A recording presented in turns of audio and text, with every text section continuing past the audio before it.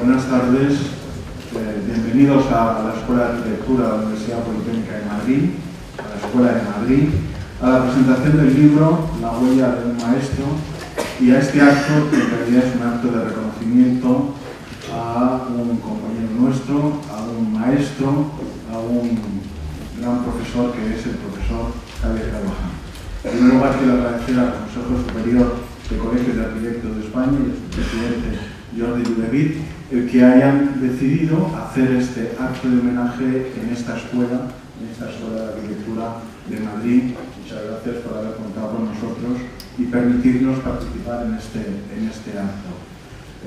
Para mí como director es un orgullo que hayan decidido realizarlo en esta escuela donde el maestro Carvajal, el profesor Carvajal, bueno, pues dedicó parte de su docencia, una parte muy importante, y donde ha dejado una herencia, donde está dejando una herencia que los jóvenes o más jóvenes profesores y los actuales alumnos la están recibiendo. Aunque ahora mismo no ejerce su docencia, está en la situación de profesor jubilado, aunque no ejerce su docencia, sí sigue permaneciendo con nosotros a través de la docencia de los profesores que fueron sus discípulos, y esa docencia se transmite a los actuales alumnos que a su vez el día de mañana, cuando sean profesores de esta escuela, permitirán que se vaya transmitiendo esa personalidad del profesor Carvajal, ese magisterio del profesor Carvajal, que es lo que hace grande a esta escuela, es decir, la tradición y el respeto y la admiración por su maestro, como sus maestros, como lo demuestra el acto en el que estamos aquí presentes.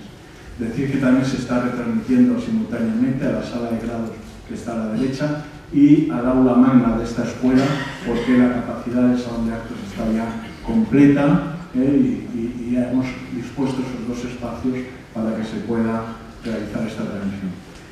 Para mí, muy brevemente, la docencia del profesor Carvajal es muy importante, y agradecer también a las universidades donde han estado, a la Universidad Politécnica de Cataluña, a la Universidad de Las Palmas y a la Universidad de Navarra, que es donde ejerce su magisterio y que han contribuido para realizar este acto de hoy. Voy a hacer la palabra al presidente del Consejo de Colegios de Arquitectos de España, Jordi Lludevid. Muy buenas noches. Muchas gracias, director de la Escuela de Madrid. Muchas gracias, en primer lugar, por su asistencia. Mi agradecimiento de antemano a todos los que han contribuido a la organización de estos actos de reconocimiento al arquitecto Javier Carvajal. En primer lugar, al Colegio de Arquitectos de Madrid, el Colegio de Arquitectos de Cataluña, el Colegio de Arquitectos Vasco-Navarro, el Colegio de Arquitectos de Canarias. Estos cuatro colegios, más bajo el impulso y la coordinación del Consejo Superior, son los responsables de la convocatoria inicial de este año. Mi agradecimiento también a José Manuel del Pozo, auténtica alma organizadora y gestora de todo lo que hoy vamos a disfrutar. Es un honor y un deber, también una satisfacción para el Consejo Superior de los Colegios de Arquitectos de España, haber impulsado y contribuir hoy a la organización de unos actos de homenaje y de reconocimiento a la dilatada trayectoria profesional de Javier Carvajal y a su inmensa figura, y además hacerlo en unos momentos difíciles para él, a los 84 años de edad.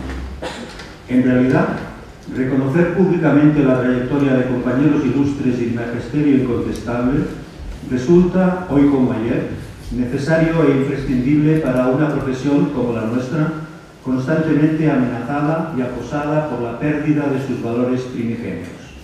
Aquellos valores que, vinculados con la utilidad social de la arquitectura, son origen y final, fundamento mismo de la disciplina arquitectónica. De entre sus muchas aportaciones, permitidme destacar de Javier Carvajal, por encima de otras, y en primer lugar, su apuesta permanente a favor de una profesión y de una arquitectura útil, al servicio de las personas y de los colectivos. Javier Carvajal ha sido también lo que alguna vez yo he denominado arquitecto de arquitectos, alguien con magisterio, maestro de arquitectos, y que ha dejado huella indeleble en numerosos discípulos que lo recuerdan con agradecimiento y devoción, o en nuevos y distintos arquitectos para quienes ha sido decisivo en su formación. Esta capacidad de transmisión del conocimiento arquitectónico merece, sin duda, desde mi punto de vista, una especial admiración y un sincero agradecimiento. Barcelonés de nacimiento como yo, madrileño de formación y de profesión, docente de vocación y de pasión, con un currículo impresionante, titular de una personalidad enorme y compleja, Carvajal ha producido durante su carrera una interesante arquitectura tectónica de fundamentación geométrica que dio lugar a multitud de obras y antes de ellas también a multitud de dibujos arquitectónicos impresionantes, con cotas en el agua, como alguien dijo una vez. Con premios y reconocimientos innombrables se implicó también en nuestras instituciones, tomando responsabilidades. Fue catedrático de proyectos en Madrid y en Navarra hasta 1991. Era director de la Escuela Superior de Arquitectura de Barcelona cuando yo me gradué en el 1974 y fue también decano del Colegio de Arquitectos de Madrid entre 1971 y 1975. Recordaba Javier Carvajal a menudo cómo un día Álvaro Aalto le dijo: lo que importa es servir y resolver problemas, no servirse de ellos ni crearlos. Muy adentrados ya en el siglo XXI, este es, según creo, y continúa siendo, nuestro reto, el reto de la profesión de arquitecto. Muchas gracias, pues, a Javier Carvajal y muchas gracias a todos.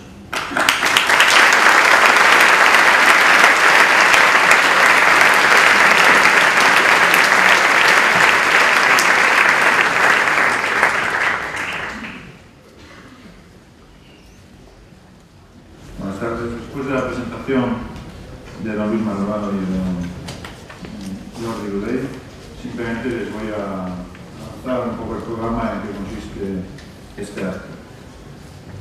Este acto que nos reúne aquí precisamente para rendir homenaje a la huella de un maestro, como comenta el póster y la portada del libro que se os ha presentado. Hablamos de la huella de un maestro, primero porque somos en efecto parte de ella, y porque con nuestra presencia mostramos que sabemos valorar y agradecer lo que Javier Carvajal hizo con la arquitectura y su entrega fogosa a la tarea con todo lo que sacrificó por ello, tal vez con exceso. Esto no es un homenaje exactamente, con las connotaciones nostálgicas y un tanto piadosas que a veces adquieren esta orquesta. Es un acto de reconocimiento a la labor docente y profesional de Javier Carvajal Ferrer, que es cosa bien distinta.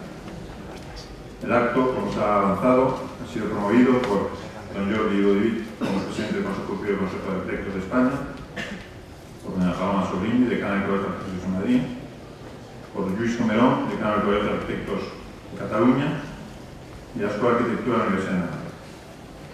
Emprendida la iniciativa, enseguida se sumó con entusiasmo a la Escuela de Arquitectura de la Universidad Politécnica de Madrid, como estamos comprobando bien en este acto, y posteriormente se adhirieron otros colegios de arquitectos, en concreto el Colegio de Canarias y la delegación en Pamplona del Colegio de Arquitectos Vasco-Navarro. Es un acto que tiene algo de desagravio y que llega un poco tarde porque el destinatario no va a poder disfrutarlo como hubiera sido justicia. La multitud que aquí nos congrega dice mucho de la importancia de la obra física e intelectual de Carvajal. Si muchos podemos considerarnos hijos de su magisterio, aquí también hay nietos y casi hasta bisnietos. La obra de Javier Carvajal ya no es identificable en lo concreto, porque se ha extendido y dividido entre una masa ingente de personas que lo reconocen como lo que fue, como maestro. Nos apena mucho que no pueda disfrutarlo, pero aún así hemos querido reunirnos aquí, en su casa, porque le debemos, y es muy bonito que estemos presentes a no solo amigos y discípulos, sino que esté también aquí representados de modo oficial el estamento académico y profesional por medio de las autoridades más relevantes de España en cada uno de esos ámbitos. Me parece aquí necesario agradecer pues, a los autobuses de alumnos y estudiantes de Pamplona que han venido a conocer, porque muchos de ellos no fueron sus discípulos siquiera, a conocer la obra de un maestro que en cierto modo a través nuestro le den bastante.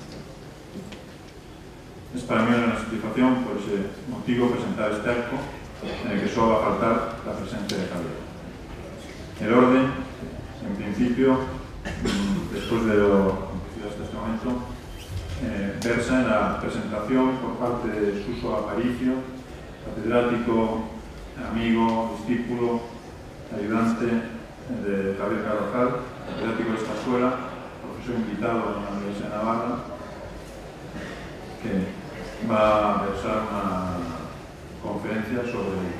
la obra, sobre la personalidad de Javier Carvajal.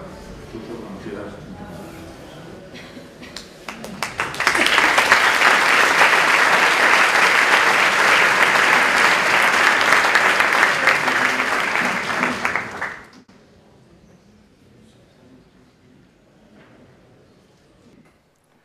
Después de 2 años desde el día en que, dejando Madrid, tomé el avión que debía conducirme a Roma, parece revivir ahora la emoción de aquel primer paso.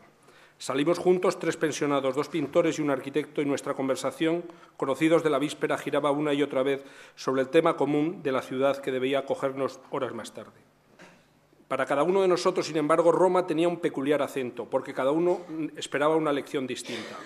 Para mí, la lección esperada era la lección de la continuidad, y ahora, cuando pasados estos 2 años miro hacia el tiempo transcurrido, me confirmo en la idea de que esa es la lección que un arquitecto debe esperar de Italia.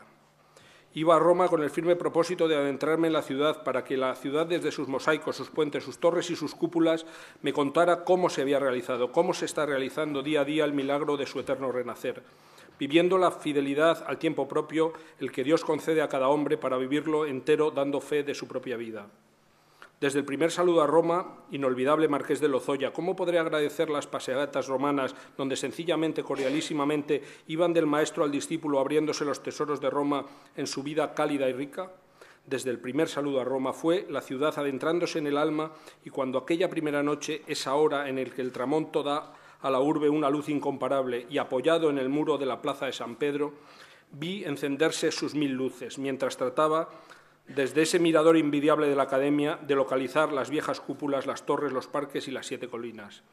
Tuve conciencia clara del singular privilegio que me había sido concedido. El reglamento de la Academia, al tratar de las obligaciones de los pensionados de arquitectura, dice sencillamente: redactar una memoria de sus actividades. ¿Cuáles iban a ser esas actividades para mí en Italia? No iba a realizar una misión de formación arqueológica, terrible error que esterilizó a tantos creadores que por ese desenfoque quedaron tan solo en mediocres o hasta buenos copistas, pero que olvidaron que la arquitectura no es arqueología y que ésta, en todo caso, no es sino una ilustre rama de aquella. Arquitecto hoy es dura misión. Misión de servir como los grandes arquitectos hicieron, sirviendo la tarea de configurar un mundo, de interpretar una sociedad en la que habían nacido y dando fe de su propio tiempo, el que Dios les hizo vivir, poniendo al servicio de los hombres las técnicas más actuales para que, a través de la sensibilidad, la vida les fuera más grata y más bella. Al escribir hoy estas cuartillas siento la amargura de haber dejado la ciudad, de dejar Italia, donde quedan tantos recuerdos y tantos amigos. Sin embargo, esa amargura da sentido al tiempo transcurrido. Solamente después de enamorarse de las cosas, de haberlas hecho nuestras, tienen las cosas sentido y dimensión. Una y otra vez crucé el Palatino y los foros, entré en el Coloseo y en la joya sin precio del Panteón. En las termas o en el Teatro de Marcelo, la Roma de la República y la del Imperio está ahí, próxima a nosotros, contemporánea casi. Grandiosa en sus imponentes ruinas, los nombres de los césares resuenan familiares en Roma como cosa de hoy, porque en Roma el tiempo no pasa ni aplasta, fluye tan solo dulcemente. Así, viejas cosas llegan a ser como queridos amigos, sin secretos, todo emoción. Roma es, está repetido, amanecer continuo. Y cuando se cree conocer ya a Roma, otra Roma nueva nos aguarda con sorpresa. La República y el Imperio pudieron morir, pero Roma amaneció de nuevo. Si no se construyeron basílicas y teatros, se levantaron torres e iglesias, Santa Sabina, Santa María en Cosmedín, San Paolo y San Giovanni, letanía interminable de las torres del 300. Si no fueron los dioses rodeados de caballos y ninfas en negro y en blanco los que conjuraron las piedras a juntarse, fue más tarde el Dios único, la Virgen y los santos los que en los ábsides hicieron brillar las policromías de los mosaicos renacidos. Roma no es como París, unitaria y cerrada, ciudad perfecta y terminada. Es un devenir constante, polimorfa y maravillosa. Roma es rural en la Vía Apia y en los retazos de bosques perdidos entre sus calles y Palatina en sus corsos, Doria, Colonna, Borghese, Venecia o Quirinal. Roma es pagana en sus foros, tanto como cristiana en la cúpula de Miguel Ángel, renacentista y medieval, barroca y clásica. Estuve en estudios de arquitectos de Renzi, Muratori, Paniconi, Libera, Pediconi, Vanucci y Ridolfi. Recorrí con la mirada los nuevos conjuntos residenciales de San Paolo, Tuscolano y Tiburtino, las unidades residenciales de Ostia, los centros del Monte Mario, de Viña Clara, entre otros, y pude constatar la vigorosa iniciativa que en este orden social se está llevando a cabo. Entré en contacto con INA Casa, Instituto Nacional de Aseguración Casa, y pude conocer la estructura en marcha y la obra en el campo de la arquitectura social que se está haciendo en Italia. Tomé relación con elementos de la Facultad de Arquitectura, con profesores y alumnos. Pude visitar exposiciones internacionales de arquitectura alemana y americana y también otras excepcionales, como la de arte sacro alemán o la de arte persa, exposiciones nacionales italianas de tanta consideración para tomar el pulso al arte contemporáneo, como la Quadriennale, sin hacer mención de las infinitas exposiciones menores que tienen lugar en Roma regularmente. Visité museos y galerías, capaces de hacer cada una de por sí ilustre a cualquier vieja ciudad de Europa. Los días pasan rápidos y un año es escaso para quien en su curso quiera llevarse una visión total y fructífera de Italia. Había que salir de Roma. Y fui a Florencia, luego he vuelto muchas veces y prometo volver de nuevo. Desde la plaza del Palacio Viejo hasta el Duomo, desde la Santa Croce hasta Santa María Novella, Florencia es una canción. Es aquí donde el fino señorío del Renacimiento está vivo y tenso desde los Uffizi de Vasari hasta los Innocenti de Brunelleschi. Todo ese mundo puro y limpio del Renacimiento me aguardaba. Capilla Medicea, Logia dei Lanci, Giotto y Orcaña, Jardines de Bóboli, San Miniato Fiesole en lo alto y en el centro, frente a frente, el campanil y la torre. Quien no haya escuchado desde el Piazzale Camino de San Miniato las campanas de Florencia sobre el Arno, no diga que conoció Italia. Visité sus palacios, sus iglesias, sus colecciones y el convento de San Marcos, donde Fray Angélico sonríe desde sus muros. Florencia necesita ser conocida íntimamente y para eso no es suficiente ir una vez. Hay que, con la mirada de turista y el paso elástico, hay que andar despacio, asomarse a ese mundo más pequeño del que no hablan las guías, el mundo de las pequeñas callejas que rodean el Puente Viejo, el de los palacios casi anónimos de la calle Tornabuoni, el de los rincones que hablan del Dante donde conoció a Beatriz, donde pasando sobre el puente lanzó su mirada amorosa de despedida sobre el Arno. Fue más tarde, al final de mi estancia en Roma, cuando al fin surgió la coyuntura de edificar algo en la ciudad, el Panteón de Españoles en el cementerio de Campo de Verano. Dibujé por las calles de Roma, leí, estudié, porque aunque muchos no entiendan o se esfuercen por no hacerlo, para que una semilla sea un día una espiga es preciso que crezca, también callada hacia adentro, bajo la tierra, sin fruto aparente, hundiendo raíces. En Milán encontré un mentor de excepción, Gio Ponti, uno de los mayores prestigios italianos, por no decir el mayor de la hora presente. Con una cordialidad y afecto hacia el español extraordinaria, dentro naturalmente de un agudo y libre sentido crítico, fue mi introductor y guía, puso a mi disposición su estudio y acepté su invitación gozosamente. Con él dejo en Milán un gran amigo.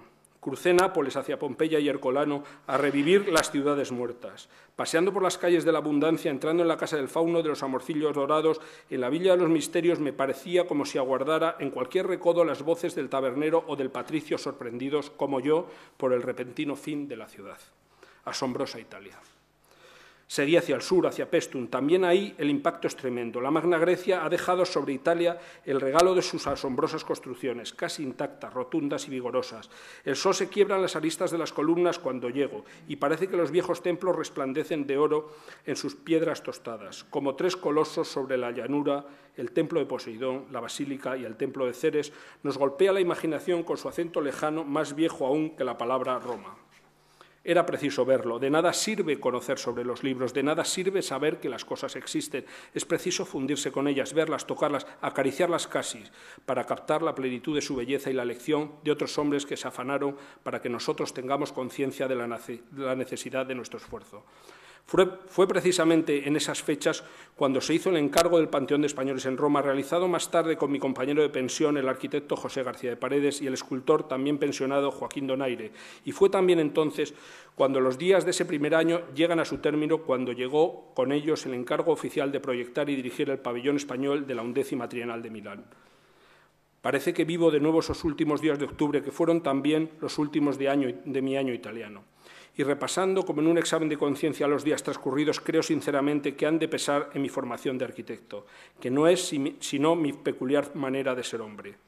Hay que captar en un mundo que se empequeñece el esfuerzo de los hombres que trabajan en ciudades distintas, pero unidos en un común esfuerzo. No importa tanto copiar con exquisito trazo la hoja de acanto de un capitel truncado como captar el espíritu que anima a los hombres, y hay que hacerlo por el único camino posible, el de abrir las puertas receptoras a la sensibilidad.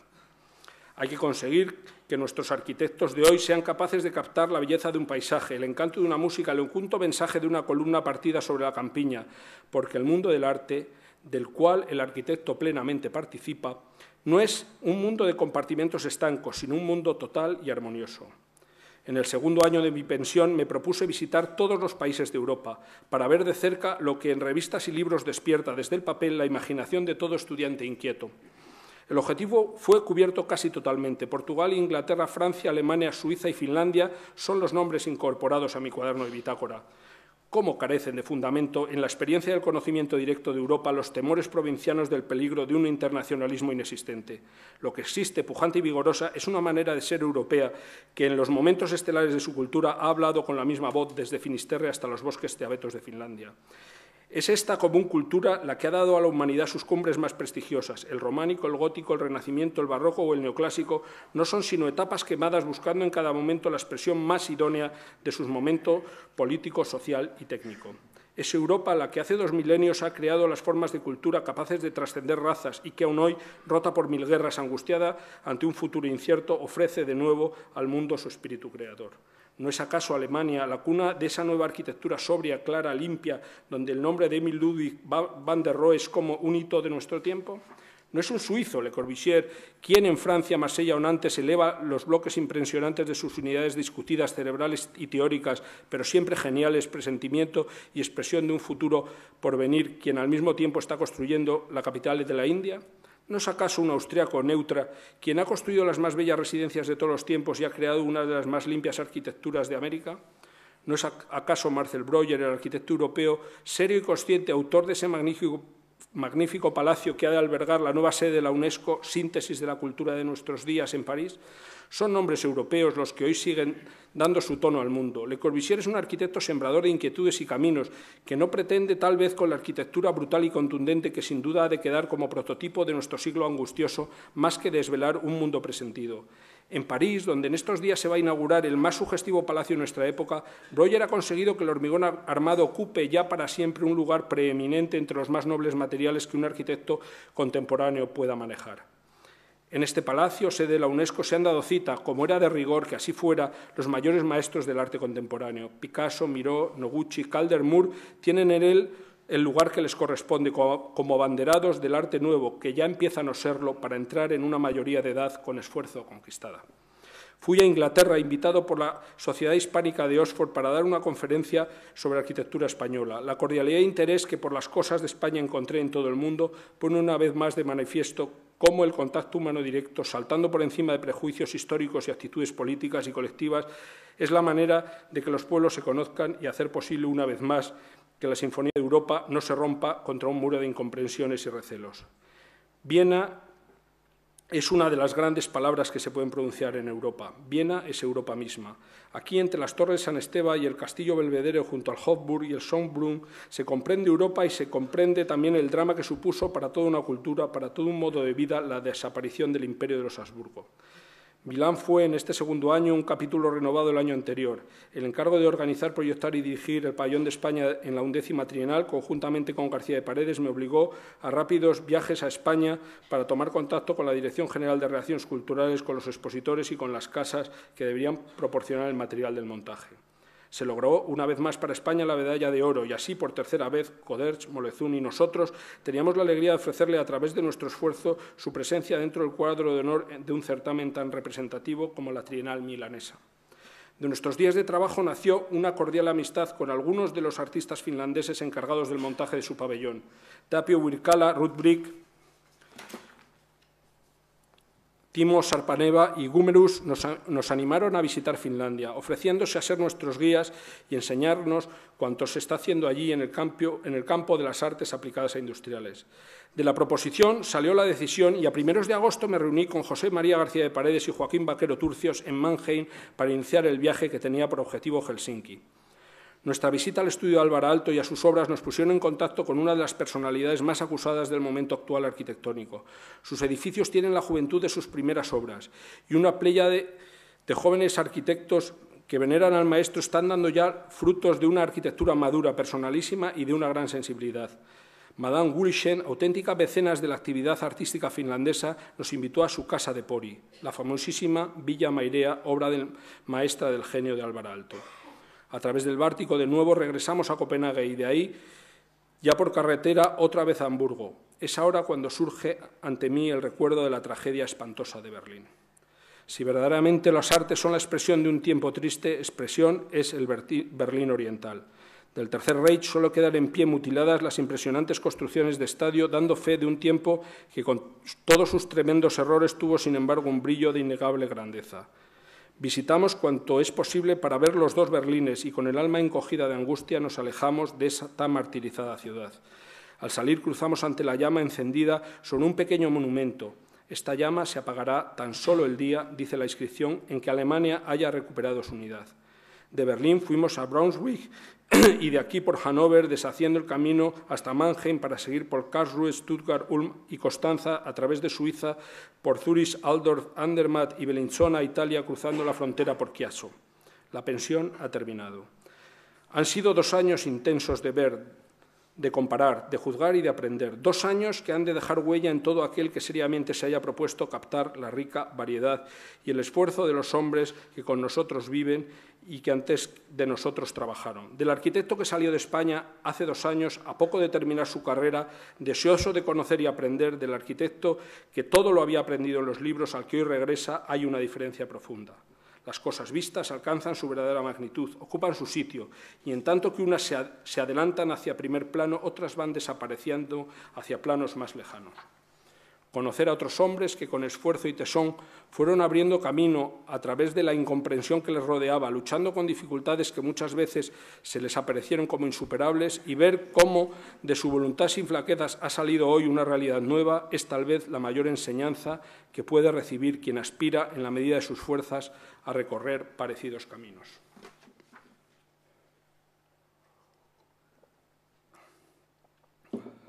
Excelentísimo señor director de la Escuela Técnica Superior de Arquitectura de Madrid, excelentísimo señor director de la Escuela de Arquitectura de la Universidad de Navarra, excelentísimo señor presidente del Consejo Superior de los Colegios de Arquitectos de España, excelentísimos señores decanos de los colegios oficiales de arquitectos de Madrid y Cataluña, excelentísimos e ilustrísimos señores, claustro académico y alumnos, señoras y señores.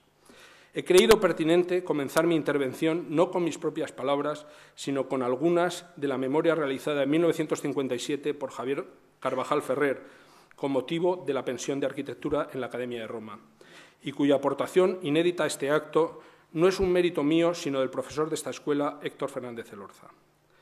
Tanto por edad como por dignidad y gobierno, estoy seguro de no ser la persona más cualificada para hablar de Javier Carvajal Ferrer. Sin embargo, da la circunstancia de que otras personas más relevantes que yo no puedan hacerlo, y habiéndomelo pedido el organizador de este homenaje, acepto este honor con sumo agrado por razones de cariño y de justicia. Mi intervención no pretende en modo alguno realizar un ensayo profundo sobre la obra de Carvajal, pues ello requiere de una labor titánica y no he dispuesto el tiempo suficiente para ello. Además, a buen seguro que el libro que hoy se presenta contiene dichos pensamientos. Estas palabras quieren ser las de un médium que ha sido testigo de la labor docente, investigadora y profesional de este arquitecto durante algunos años. He querido que, en primer lugar, sea el maestro quien hable con sus propias palabras en esta intervención, porque yo no he venido a hablar de Carvajal, he venido a que hable Carvajal. En segundo lugar, las personas que compartieron en su cátedra la responsabilidad docente. Por último, apuntaré alguna anécdota como alumno y recién arquitecto testigo de aquellos años 80 que ayude a esbozar su semblanza.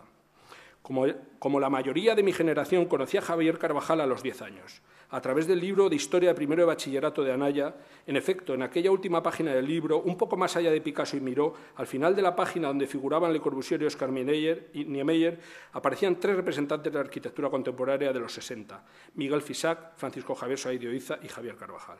Y es que al cabo de los años he podido constatar que la mayor difusión, incluida la de la arquitectura, no es la que provocan las revistas especializadas, sino los libros, sobre todo los libros de texto, y muy especialmente los generalistas que se destinan a los niños. Tuvieron que transcurrir 10 años más hasta poder conocer personalmente en las aulas de esta escuela a don Javier, donde era catedrático de proyectos, incluyendo como tal al de elementos de composición, que se podían contar con los dedos de una mano: Fernández Alba, Carvajal, Vázquez de Castro y Oiza. Poco después se sumarían a esta lista Juan Daniel Fullaondo, Juan Navarro Valdeeg y Alberto Campo Baeza. Las clases de Carvajal eran ágiles y profundas. Tengo vivas en la memoria muchas de ellas. Recuerdo cómo en una corrección pública, ante una explicación sin duda farragosa del proyecto por parte del alumno, le preguntó con cierta sorna si pensaba que era indispensable remontarse a la prehistoria para la explicación del proyecto. Ante su respuesta afirmativa, don Javier sonrió porque Carvajal tenía y tiene un fino sentido del humor. En otra ocasión, a propósito del comentario de otro proyecto, nos enseñó un proverbio árabe que desde entonces nunca he olvidado. El proverbio aproximadamente dice que cuando llegues a un sitio nunca digas que sabes porque te preguntarán hasta que no sepas, más bien di que no sabes y te enseñarán hasta que sepas. Su carácter vehemente e impetuoso hacía que todos, profesores y alumnos, le tuviéramos respeto, pero sin que éste empañara nunca la percepción que se tenía entre sus alumnos de la justicia y pertinencia de sus juicios arquitectónicos. En palabras del profesor Vicens, la personalidad multifacética, vehemente, apasionante y batalladora de Javier Carvajal se exhibe sin embozos en el ámbito que proyecta para sí mismo. Su profundo conocimiento de la historia desemboca en la optimista concepción del presente como aportación enriquecedora, nunca como añoranza de un pasado que siempre fue peor. Sus citas son homenajes a una civilización que ama porque comprende. Javier Carvajal es un humanista, en el más pleno sentido de la palabra. No es frecuente un profesor que era capaz de relacionar la utilitas vitruviana con el sentido tomista de la equidad. Y esto sucedía cuando decía en clase que el arquitecto no debería construir programas funcionales iguales para todos los hombres, sino que la arquitectura debe tratar de dar a cada persona aquello que necesita. La arquitectura debe conseguir la felicidad para el hombre, subrayaba en su discurso inaugural del curso académico 1980-1981 de la Universidad de Navarra. También nosotros, arquitectos, quisiéramos ser humanistas, de un renacido humanismo, para dar a los hombres no esquemáticas respuestas a esquematizados deseos, sino lugares donde la vida fluya rica y feliz, donde el encuentro y la vida no se plieguen al dictado de la función y de la técnica, sirviéndonos de las artes, de las ciencias y de las técnicas en una visión integrada al servicio del hombre para hacerle más feliz y más plenamente hombre, colocando a las ciencias, a las técnicas y al arte en el lugar que les impone esa felicidad que perseguimos y no haciendo de ellas objeto y fin de nuestro quehacer, cárcel y yugo. Si la universidad en su concepto y significado es universalidad de conocimientos integrados y no confluencia de estudios parciales, cosa que no siempre ocurre porque consciente o inconscientemente demasiadas veces lo olvidamos, la universidad debe ser el campo propio y propicio para abordar y dar respuesta a la demanda de certezas que el hombre ansía. En aquellos años 80, el Tribunal de Proyectos fin de carrera de esta escuela lo formaban Francisco Javier Sainz de Oiza, Javier Carvajal, Antonio Vázquez de Castro y Juan Daniel Fullaondo. Un jurado que, visto retrospectivamente, era de verdadera excepción en todos y cada uno de sus miembros. Al terminar la carrera con ese tribunal se me descubrió una nueva faceta de don Javier.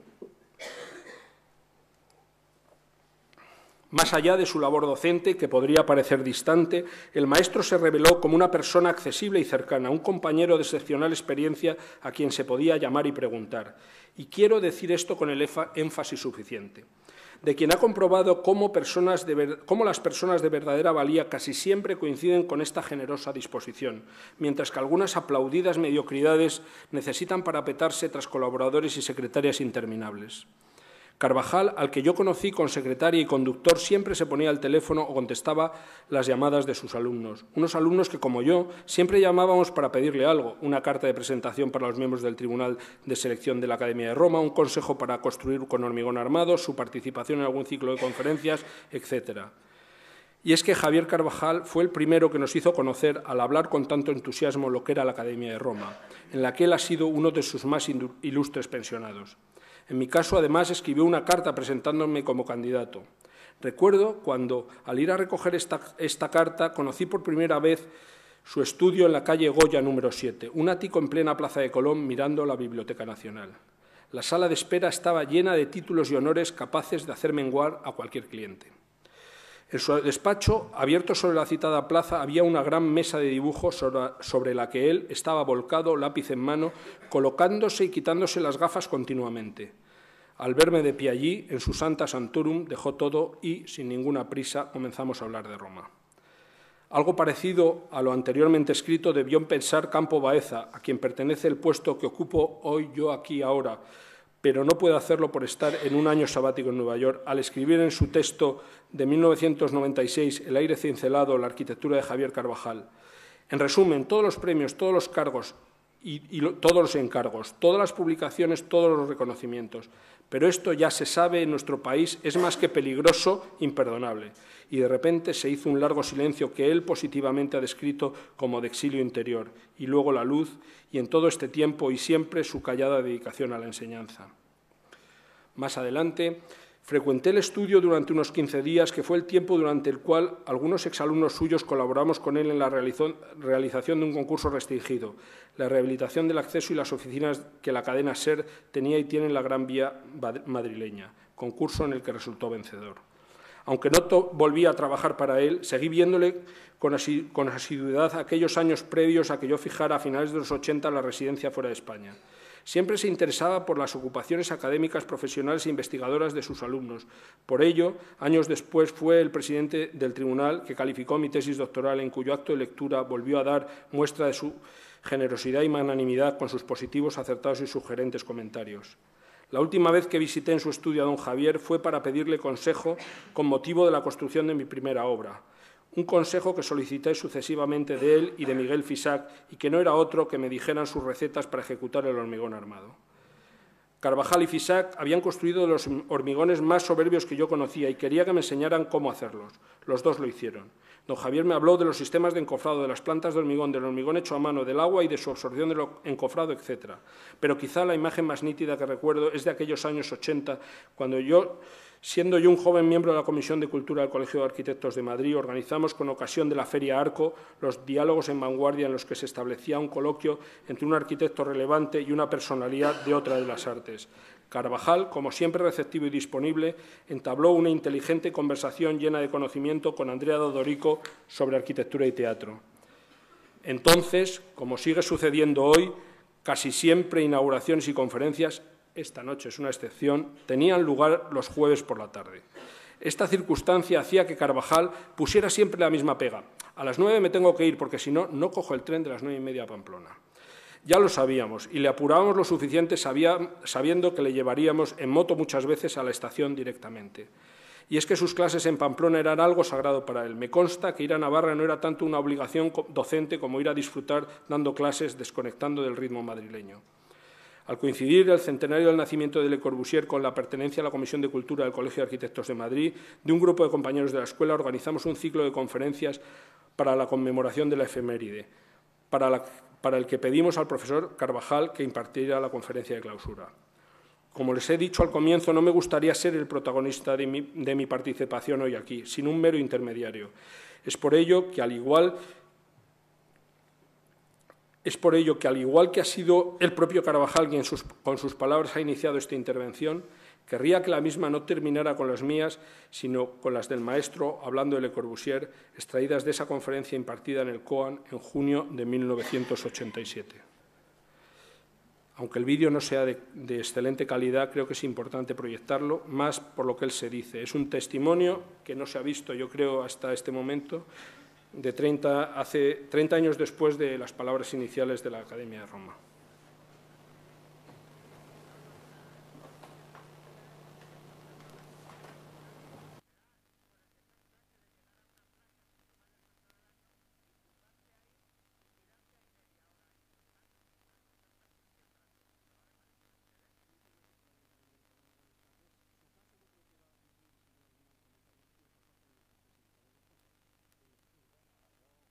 Hacemos bastante. Entonces, yo lo único que me gustaría decir es que me alegro de que hoy no sea jueves. Lo digo por el tren, que sale siempre a las 9:30. Entonces, bueno, que le podamos tener un poquito más y que estoy seguro que va a ser una clausura pues, a este ciclo de Le Corbusier brillante como siempre. Bueno, yo quiero agradecer a los conferenciantes que han asistido al ciclo de Le Corbusier, que como sabéis se inauguró el 18 de diciembre con una conferencia dictada por don Francisco Javier Sáenz de Oiza, titulada Le Corbusier, inventor de arquitecturas, y que vamos a cerrar con don Javier Carvajal Ferrer, que titula su conferencia La herencia de Le Corbusier. Nos han parecido dos títulos que pueden encuadrar muy bien las demás conferencias que se han desarrollado en el colegio. Nos congratula mucho ver que habéis venido a esta convocatoria nuestra. Entonces, como don Javier no necesita presentación, le vamos a dejar ya, no vaya a ser que se marche. Bueno. Un poquito de agua, ¿no?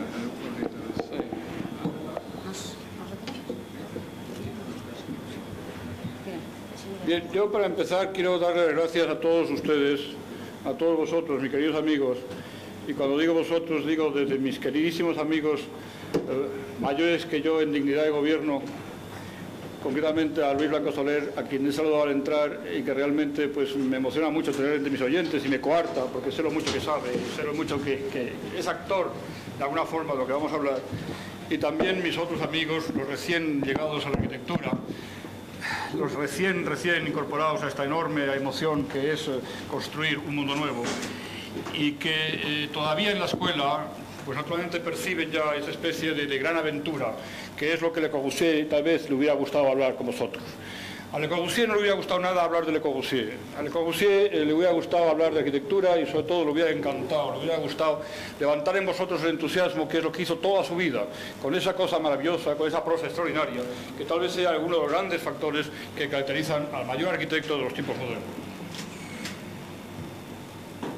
Es absurdo a estas alturas de su centenario, a estas alturas de las muchas celebraciones, de las muchas actuaciones de todo tipo, de exposiciones, de conferencias, de charlas que sobre Le Corbusier se han dado, intentar ni siquiera hacer un apunte más de Le Corbusier. No tendría ningún sentido. Y naturalmente no seré yo quien intente hacer un nuevo apunte de Le Corbusier, ni hacer tampoco recuento de aquellas cosas que hizo, de aquellas cosas que realmente nos dieron pistas y caminos para abrir un mundo distinto del que hasta nosotros nos encontramos. No tiene sentido. Entre otras cosas, no tiene sentido, no tanto ya por lo mucho que habéis hablado de él, por lo mucho que hemos hablado todos de él, por lo mucho que hemos revivido su aventura, sino porque Le Corbusier está vivo entre nosotros. Le Corbusier no es ni un hito aislado, del cual por erudición se puede recurrir a él, pues para celebrar lo que sea como acontecimiento de algo que está ahí, pero que está congelado, que ha pasado naturalmente a la categoría de los mitos consagrados, sino que está vivo, vivo en cada uno de vosotros, no ya vivo en aquellos que le conocieron, no vivo en aquellos que de alguna forma aprendieron de él la aventura de la arquitectura, vivo en cada uno de los arquitectos que sin saberlo no serían ellos mismos si este gran hombre no hubiera existido. La herencia de Le Corbusier, por tanto, no es un depósito al cual podamos ir a buscar, como quien va a buscar a un almacén, a un repertorio determinado para un momento salir de un apuro. Está en nosotros, como están los genes casi que nos dan vida, porque cada vez que hablamos la boca, cada vez que abrimos naturalmente nuestra inteligencia frente a un problema de arquitectura, está Le Corbusier. Ni siquiera quienes le niegan son ajenos a esa gran herencia que es hoy día un patrimonio compartido. Le Corbusier sigue siendo un mito, pero también diríamos que en cierta manera es un desconocido, como lo son casi todos los mitos, que por serlo se arropan como en una entidad específica que les acolcha de la realidad. Le Corbusier en cierta manera es un desconocido, porque todavía hoy cuando nos preguntamos por su obra encontramos como grandes contradicciones. Parece como esta mañana mismo, sin ir más lejos, hablaba yo de Le Corbusier y alguien, arquitecto, me decía, ¿no te parece a ti que en Le Corbusier hay como una negación de él mismo en el último periodo de su obra? Esa pregunta indica que sigue siendo un desconocido. Yo no lo creo en absoluto. Creo que efectivamente Le Corbusier, hacedor de arquitecturas, como decía, o inventor de arquitecturas, como decía Paco en el momento en que se empezó este curso, no solamente es porque invente él, en distintos momentos de su vida, arquitecturas distintas, formas distintas, sino porque nos ha trazado la pauta capaz de generar en nosotros, los que ya no estamos conviviendo con él, arquitecturas nuevas que aún contradiciendo formalmente determinados momentos de su quehacer arquitectónico, le afirman. Le Corbusier, ese perfecto desconocido, también lo fue para mí. Y lo fui descubriendo de mil maneras distintas. Yo le conocí físicamente un año antes de su muerte.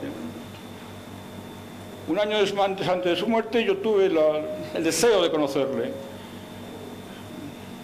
No tenía tal vez nada que hablar con él, solamente en el sentido de que no había ningún trabajo que hacer, ninguna conferencia que hacer, no había nada que hacer, había solamente el deseo realmente de conocer a ese hombre mítico que ha marcado con su nombre todo un siglo de arquitectura y que sin duda alguna en ese centenario hay que decirlo, sobre todo porque hay que decirlo muy claro, hoy se nos dibuja como el más grande arquitecto de la modernidad. Le conocí un año antes de su muerte, en 1964, me impresionó mucho. Recuerdo que cuando yo estuve de pensionado en Roma, al final había que hacer una memoria sobre lo que habíamos hecho. Y yo decía, entre las cosas que decía de mi memoria, que había podido conocer, gracias a la pensión de Roma, a los más grandes arquitectos de mi tiempo. Me había permitido viajar, me había permitido hablar con mucha gente. Y por una especie de enorme interés de conocer que creo que tengo y he tenido desde chico, pues he conseguido eso en gran medida, conocerlos a todos, a Wright, a Aalto, a Mies van der Rohe, a Le Corbusier, y me impresionó mucho, porque una vez más me confirmó algo importante. La diferencia fundamental entre un gran arquitecto y uno que no lo es, está en la seguridad de lo que quieren, y nada más. Saben lo que quieren y lo persiguen, con enorme esfuerzo y tesón, y para eso arrollan lo que haga falta, pero no son distintos de nosotros. Y Le Corbusier no era tampoco distinto de nosotros y me habló con inmensa amargura de su historia de arquitecto. Me dijo, no se confunda usted. Sí, yo sé que soy un mito, yo sé que ustedes en las escuelas hablan de mí tal y cual, pero la verdad verdadera es que mi obra mejor está sin hacer. Que nada de lo que para mí era importante he conseguido haberlo hecho. Que los políticos no me entendieron nunca. Que los municipios me pusieron trabas. Que los clientes solamente cuando había lucro por medio atendían a mis razones. Cuando yo le decía, no es así, tal. Sí, mire usted. El Palacio de las Naciones no salió a flote. Y no hubo forma de hacerlo que prosperara. Pero tampoco hubo posibilidad de construir el Soviet Supremo de Moscú. El plan Bazin no pasó nada más que es una propuesta. La Ville Radios jamás se consiguió hacer. El Palacio de las Naciones, cuando parecía que ya estaba todo superado y que yo era el llamado a hacerlo, no lo hice. Y el proyecto mío lo deformaron, entre Bolas y Harrison. Yo no lo hice. Cuando después, años después, se plantea el tema de hacer el Palacio de la UNESCO en París, no se me llama. Y no solamente no se me llama, sino que se me mete en el comité del Palacio de la UNESCO para que yo no pudiera aportar mi propuesta. No, lo importante de mi vida yo no lo he hecho.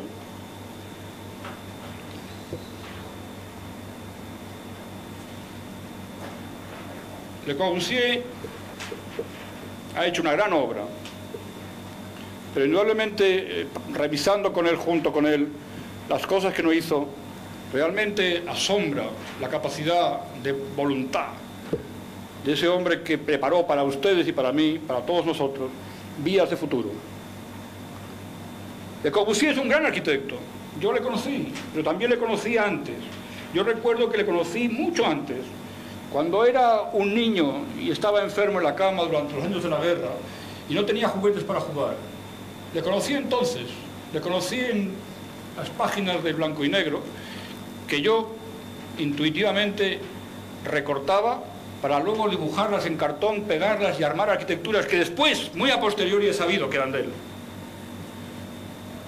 Descubrí a Le Corbusier en el último año de mi carrera, cuando en el Rastro de Madrid compré una arquitectura de Juduy de la biblioteca de Bergamín y de repente vi publicada aquella obra que en la escuela no se nos había explicado.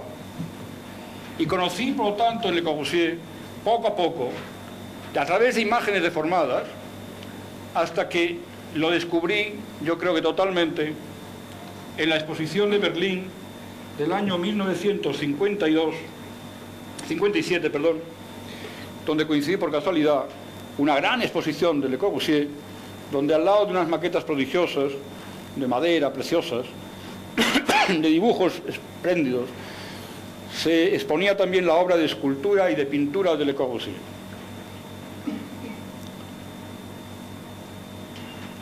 Ahí estaba muy clara una faceta que no se ha afirmado bastante. Le Corbusier, hay tres Le Corbusiers. Hay el Le Corbusier de la polémica, el Le Corbusier de la idea, que quiere plantear una teoría, que quiere abrir un camino y que para hacerlo no duda en absoluto en ir contra casi la lógica que él pregona en sus afirmaciones. Luego hablaremos del tema. Es uno de los grandes Le Corbusier, el polémico de la nueva arquitectura. Este fabuloso escritor, este fabuloso defensor de ideas. Ese hombre que ha arrastrado a juventudes, no una, sino muchas generaciones de gente joven, con su palabra, aparte de con su imagen. Está el arquitecto Le Corbusier, el de las obras de arquitectura, que realmente nos asombra y sin sus escritos seguía siendo asombrosas. Esa arquitectura realmente que marca un hito en la arquitectura de Occidente, que es como decir la arquitectura del mundo. Sí, ya sé, y luego haremos un poco el recorrido para pillar todo el tema de la herencia, de su formación, de sus maestros, de sus amigos, de sus colaboradores, porque hoy me interesa más este aspecto humano de Le Corbusier que no la noticia de su obra que todos conocéis de sobras.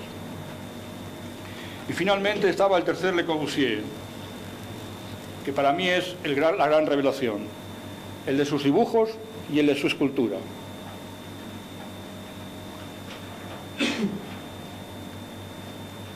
En la escultura y en los dibujos de Le Corbusier estaba clarísimo el principio del sentimiento. No es un arte de la razón. En Mies podemos percibir mucho más la vía de la razón que del sentimiento.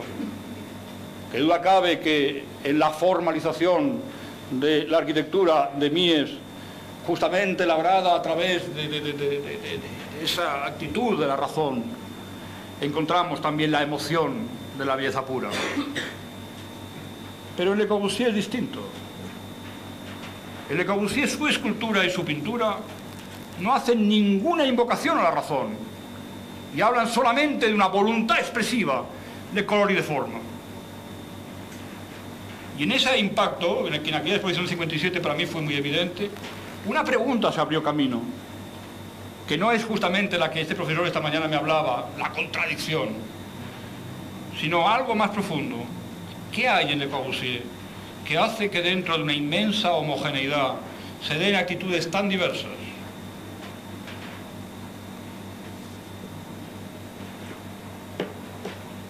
Le Corbusier, yo creo que lo tengo muy claro, sobre todo después de aquella conversación larga como de 3 horas, puede que no sean tantas, puede que llegaran a ser 2:30, no creo que tuviera tanto tiempo para mí, pero fue muy larga. Me dio la impresión de que él había necesitado ser Le Corbusier para poder llegar a afirmar ser Le Corbusier. ¿Qué quiere decir esto? No es un trabalengua. No, no es un trabalengua, es algo muy sencillo. Él sabía que su mensaje de innovación no podía ser pregonado desde el anonimato o desde el silencio. Él necesitó tener una resonancia universal, necesitó tener un reconocimiento universal de su valor para poder luego afirmar la realidad de su pensamiento.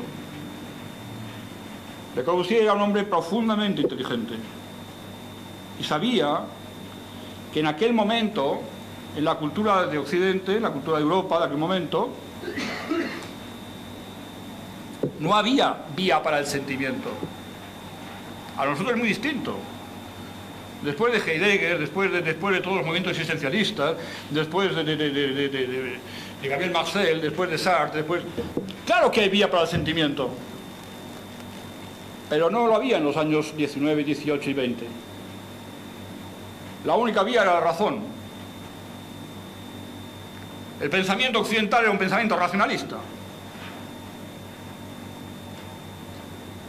Y él usó del instrumento de la razón para dar, tal vez, el gran mensaje de la razón a la cual él no creía. ¿Qué quiere decir con eso? ¿O qué quiero decir con eso? ¿Que era un mistificador? ¿Que nos engañó? No, ciertamente no es eso. Él sabía algo que para nosotros es absolutamente cotidiano, gracias a él, entre otras cosas. Y es que la razón es un instrumento, pero no la medida de las cosas. Ese era el error de Occidente. El mundo nuestro actual, que indudablemente ha aprendido muchas cosas más allá del mundo de la razón, no niega la razón. Nosotros no somos antirracionales. Diríamos que somos post-racionalistas. Y no hablo solamente como arquitecto, hablo como intelectual. Nuestro mundo es un mundo anti-intelectual, anti-racional, no, es post-racional. ¿Y qué quiere decir esto? Que la razón ha descendido a su justo lugar, a ser la herramienta capaz de hacer posible la eclosión de la emoción. Como hijo de su tiempo. Y es la afirmación dogmática de que lo verdadero era lo contrario de lo falso. Nuestro mundo moderno afirma que lo contrario de la verdad profunda puede ser otra verdad profunda. Pero eso ya él no lo supo.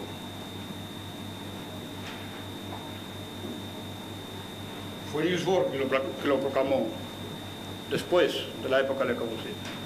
Lo contrario de la verdad profunda puede ser otra verdad profunda. Ese es el auténtico maestro. Maestro no es el que deforma a su discípulo para hacer que haga lo mismo que hace él, sino el que abre puertas para que a través de la verdad, nuevas verdades busquen su camino. Siempre hemos dicho en clase muchas veces, no es mejor maestro el que más verdades explica, sino el que más puertas abre. Le Corbusier abrió infinitas puertas. Naturalmente, la tentación de todo conferenciante de arquitectura es venir provisto de diapositivas y proyectarlas. Yo reacciono visceralmente contra la televisión y contra esa especie de obsesión de solamente ver lo que se nos está explicando para sustituir imágenes. Prefiero que ustedes me acompañen en mi viaje y que a través de la imaginación vean las imágenes que ya conocen. Uno de los grandes errores, diríamos, de los planteamientos de Le Corbusier es el tema de la ciudad disgregada. Ese gran error se debe fundamentalmente a estas razones racionalistas que quieren explicar todo partiendo por partes y explicando las cosas A, B, C, D y E. No es verdad que exista una ciudad para dormir, y una ciudad para vivir, y una ciudad para gozar, y una ciudad para pasearse. Mi mano odia o ama con los mismos 5 dedos que Dios me ha dado. Y ama cuando acaricia y odia cuando apuñala, pero mi mano es la misma. Y el hombre vive en la ciudad, y no vive fraccionado y roto, y en contradicción con su propia esencia. Vive y vive gozoso en el trabajo y en el descanso y en el reposo. ¿Cómo se hace esto? Esto es vuestro reto, el mío también. Le Corbusier lo dijo ferozmente. Hay que buscar la manera de que el hombre realmente encuentre la posibilidad de vivir y dormir y alegrarse y recircular respetando su entidad profunda y no justamente violentando su realidad. Yo sé que el tema es difícil. Posiblemente de todo el planteamiento de Le Corbusier, los que más dudas nos plantean es el tema de la ciudad. Y es porque actualmente la ciudad está ahí. La ciudad está ahí. ¿Se puede plantear una salida? Yo lo creo absolutamente. Lo que pasa es que los hombres son muy torpes. Y los posmodernos nos hablan de salvar la antinomia, respetando el pasado de la ciudad y haciendo retoques y maquillajes. Si la ciudad ha muerto, si la ciudad como tal ha muerto, no quiere decir tampoco que haya que destruirla con el plan Baudin. Quiere decir que hay que crecer como los padres crecemos en los hijos. Crecemos cuando somos chicos y vamos creciendo hasta nuestros 20 años, 22 años. Y cuando no podemos crecer más, tenemos un hijo que crece. Nosotros crecemos en ustedes. Yo no voy a hacer más arquitectura que la que ya he hecho. Yo la he aprendido de mis mayores y tengo aquí uno de mis maestros. Pero indudablemente yo crezco en ustedes. Como yo crecí, como ellos crecieron en mí. Y cuando la ciudad se nos hace chica, hay que inventar una ciudad distinta. Y hay que pensar que la ciudad ya no es la ciudad, sino la región. Pero hay que pensar que la región no es la región de la ciudad puntual y los pueblos de la periferia o de Alfoz, sino que la región entera funciona como ciudad, y a lo mejor un continente entero acabará funcionando como una ciudad si realmente nos damos y percatamos cuenta de que ese circular que Le Corbusier nos hablaba es un fenómeno de tiempo y no de espacio. Todo esto quiere decirse que indudablemente el plan Voisin está bien si entendemos en el plan Voisin la gran lección del plan Voisin. París ya no es París, es todo su entorno.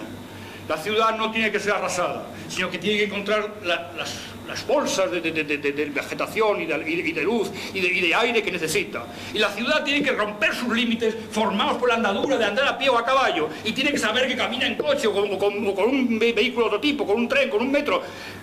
Y eso es lo que tiene que entenderse, pero no cambiándole la envoltura a un edificio del siglo pasado y metiendo el aire acondicionado por dentro.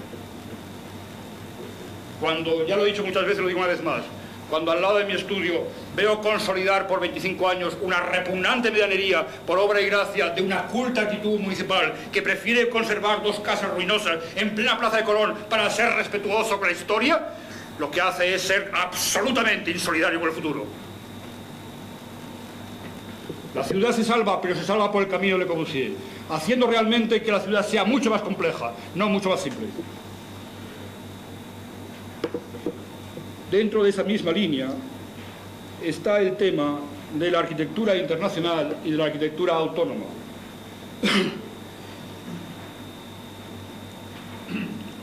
Luis Blanco Soler un día me decía en la cafetería de la escuela, hablando del fenómeno de la racionalidad, decía, se ha dicho por lo visto que la racionalidad es un fenómeno de Barcelona en España. Parece que el racionalismo solamente se ve en Barcelona. Aquí hubo un racionalismo, el auténtico racionalismo, porque lo que no era racional era hacer paredes de cristal y acero, cuando en España el cristal había hecho con Checoslovaquia y el acero de Inglaterra. Aquí hacíamos lo que era racional, muros de ladrillo, huecos pequeños, ventanas cuadradas, eso era lo racional. Eso es la lucha contra la imagen internacional. No se trata de hacer una arquitectura para todos lados iguales. Eso me lo decía Fatih hace unos años, hace un par de años, hablando del tema de la vivienda. No nos digan ustedes cómo tenemos que hacer la arquitectura en Egipto para nuestros hombres, a base de copiar la que ustedes hacen en París o hacen en Nueva York. Nuestra arquitectura será la arquitectura comprometida con nuestra propia imagen. No nos midan ustedes en nuestro nivel de cultura por las tecnologías, porque las tecnologías no son medida para la cultura. Termino porque no quiero alargarlo y porque hace justamente el tiempo que una conferencia puede aguantar sin ser horrible. Y es que hoy me complace enormemente que la Comisión de Cultura me haya dado ocasión de, no por mis méritos, pues cerrar el ciclo de Le Corbusier con ese canto a la herencia de Le Corbusier, el más grande arquitecto, y no me duelen prendas, de la arquitectura contemporánea. Ninguno de nosotros, ni los que ya peinamos canas, ni los que estáis todavía en la escuela, seríamos iguales si Le Corbusier no hubiera vivido. El mensaje de Le Corbusier permanece presente en esa lección de adecuación de la arquitectura a la realidad de su momento, sin más compromiso que la creación del futuro.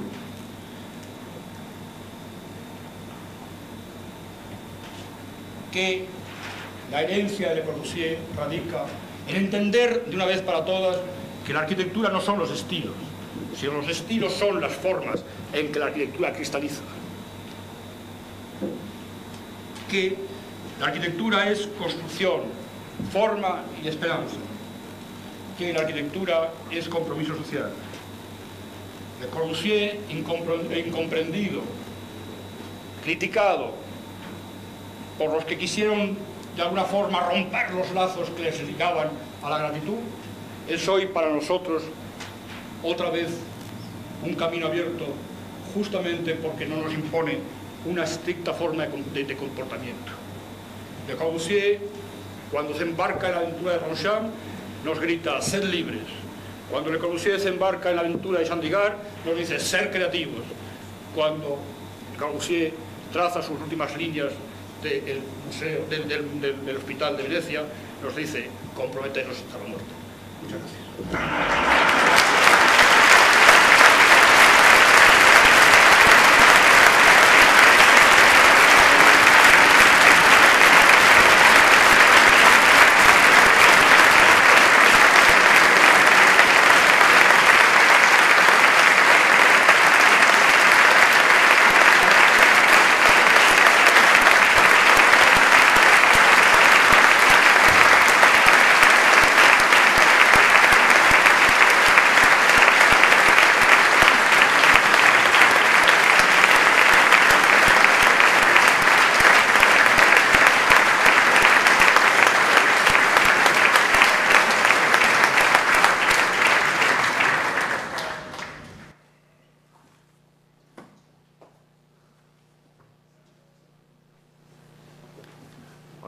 gracias, Suso, por habernos emocionado por este trabajo, por este documento, por haber conseguido que este acto, realmente la ponencia, la haga el mismísimo don Javier Carvajal en plenas facultades. A continuación, se realiza la presentación del libro que se ha elaborado expresamente para esta ocasión con los fondos fotográficos del Archivo Histórico de la Escuela de Arquitectura de la Universidad de Navarra, a la que don Javier legó el archivo de su estudio. Entonces, interviene Paloma Sobrini, en nombre del Colegio de Madrid, Juan Miguel Chotorena, en nombre de la Escuela de Arquitectura de Pamplona, Ignacio Vicens, en nombre de la Escuela Técnica de Madrid. Subir, por favor.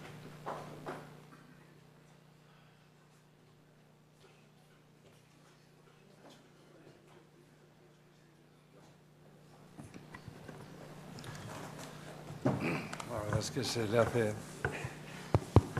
hace un nudo en la garganta después de este impresionante documento que, bueno, tiene un significado enorme para quienes fuimos alumnos de Javier Carvajal hace ya no pocos años. Me alegra especialmente que los estudiantes de ahora hayan tenido la oportunidad de conocer a esa figura de la que tanto hablamos, a la que tanto nos referimos, pero que tienen tanta dificultad hasta este momento quizá pues de imaginarse, ¿no? Este era Javier Carvajal, en plenitud de facultades, y además pues hemos ido reconociendo cada una de sus expresiones, de sus valoraciones, de sus reflexiones que repetía insistentemente también en sus clases en un tono muy similar al de esta conferencia.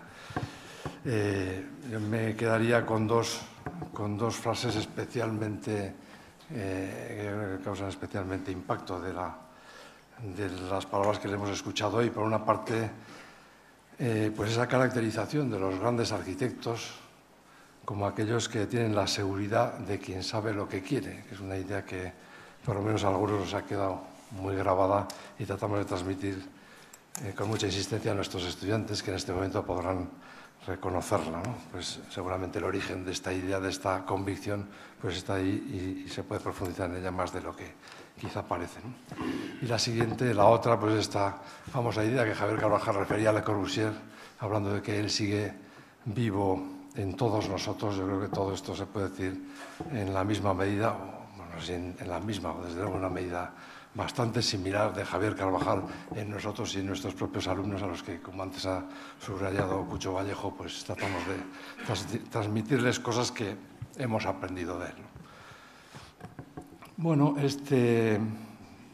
no quiero extenderme. Yo, digamos, me corresponde decir algunas palabras en nombre de Pamplona, de Navarra.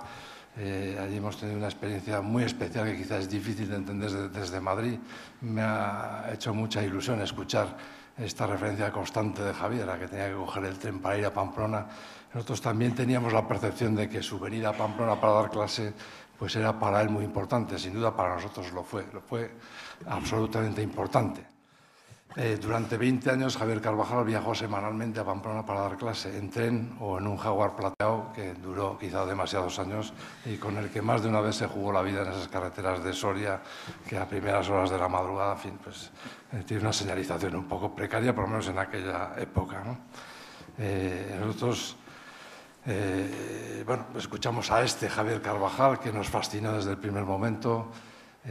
Y su papel en la escuela pues fue importantísimo como profesor, como líder, como alguien capaz de estimular, de transmitir la afición, el interés por la arquitectura y transmitir también la convicción de que ser buen arquitecto, hacer una buena arquitectura es algo asequible y que está al alcance de quien se lo quiere proponer, como él bien ha subrayado y yo ahora recordaba.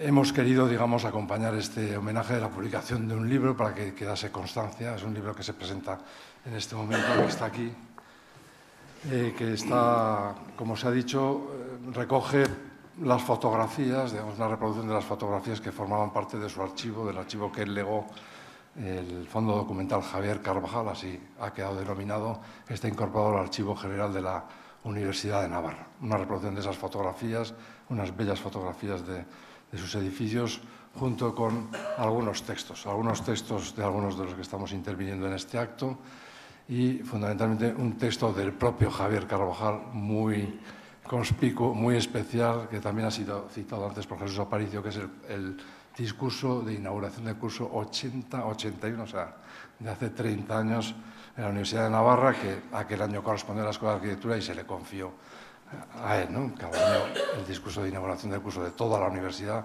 pues le corresponde a una facultad que el año tocó Arquitectura y fue Javier Carvajal el encargado de pronunciar ese discurso. Fue un discurso donde, claro, Javier, digamos, se explayó quizá con más intensidad que en otras ocasiones, con un público muy amplio de todas las facultades de la universidad, y es un discurso, por eso, pues especialmente emotivo y memorable, quizá con un contenido pues más ambicioso y que trasciende, digamos, los límites de la propia disciplina de la arquitectura, pero que ha sido recogido aquí, quizá también porque no ha sido muy conocido. En su momento se publicó con la pequeña publicación del discurso de la inauguración del curso, pero no ha sido difundido en otro tipo de publicaciones. En este momento queda a disposición de todos y a nuestro alcance. La idea era que este libro se pudiera repartir hoy a todos los asistentes a este acto, pero ha habido algunas dificultades técnicas, concretamente dificultades de la imprenta para llegar a tiempo con todos los ejemplares que tenía encargados y también pues, la afluencia de público que nos ha desbordado. Entonces, lo que habíamos pensado hacer para salir del paso es que pedir a los alumnos que se abstengan de pedirlo, especialmente a los alumnos de Pamplona, que tenemos ocasión de repartírselo allí sin ningún problema, y que, desde luego, el libro esté accesible para la gente que no son alumnos de Pamplona. ¿No? Y, en cualquier caso, si alguno se quedase sin ejemplar, desde luego habrá unos alumnos a la salida que tomarán nota de nombre y domicilio para poder remitírselo pues, a la mayor brevedad en cuanto salga de la imprenta. Bien, era nuestra ilusión hacer esta pequeña contribución para este acto. Hay que decir, me siento en la obligación de reincidir en el reconocimiento de la labor de José Manuel Pozo, que antes ha sido hecha al principio de este acto, que realmente es el que nos ha traído hoy a todos aquí. Realmente es el editor del libro y es el que se ha preocupado de sacarlo adelante en un tiempo verdaderamente récord, teniendo en cuenta lo malos que somos todos para cumplir los plazos. Y también, bueno, hay mucha gente a la que agradece su participación en este acto. Pero quiero acordarme especialmente de la familia Méndez Ordóñez, sin cuya generosa contribución no hubiese sido posible su publicación. Ellos son pues uno de los últimos clientes de Javier Carvajal que les hizo la casa y quieren manifestar así su reconocimiento y su agradecimiento. Pienso también, parece que es para alegrarse que la presencia de muchos antiguos alumnos de producciones ya bastante antiguas de la Escuela de Pamplona aquí, pues es el mejor homenaje a Javier Carvajal. Todos nos hemos sentido interpelados pues a hacernos presentes, aunque él no estuviese, para mostrar nuestra adhesión y nuestro casi entusiasmo, nuestra adhesión entusiasta a este acto y a este reconocimiento que hemos considerado más que merecido, ¿no? También quiero citar la presencia del decano, de nuestro decano, Manuel Sagastume, que no ha sido citado antes, pero que se ha hecho presente también aquí, mostrando de esa manera también su adhesión a este acto. Y nada más, no tengo nada más que añadir por mi parte. Muchas gracias.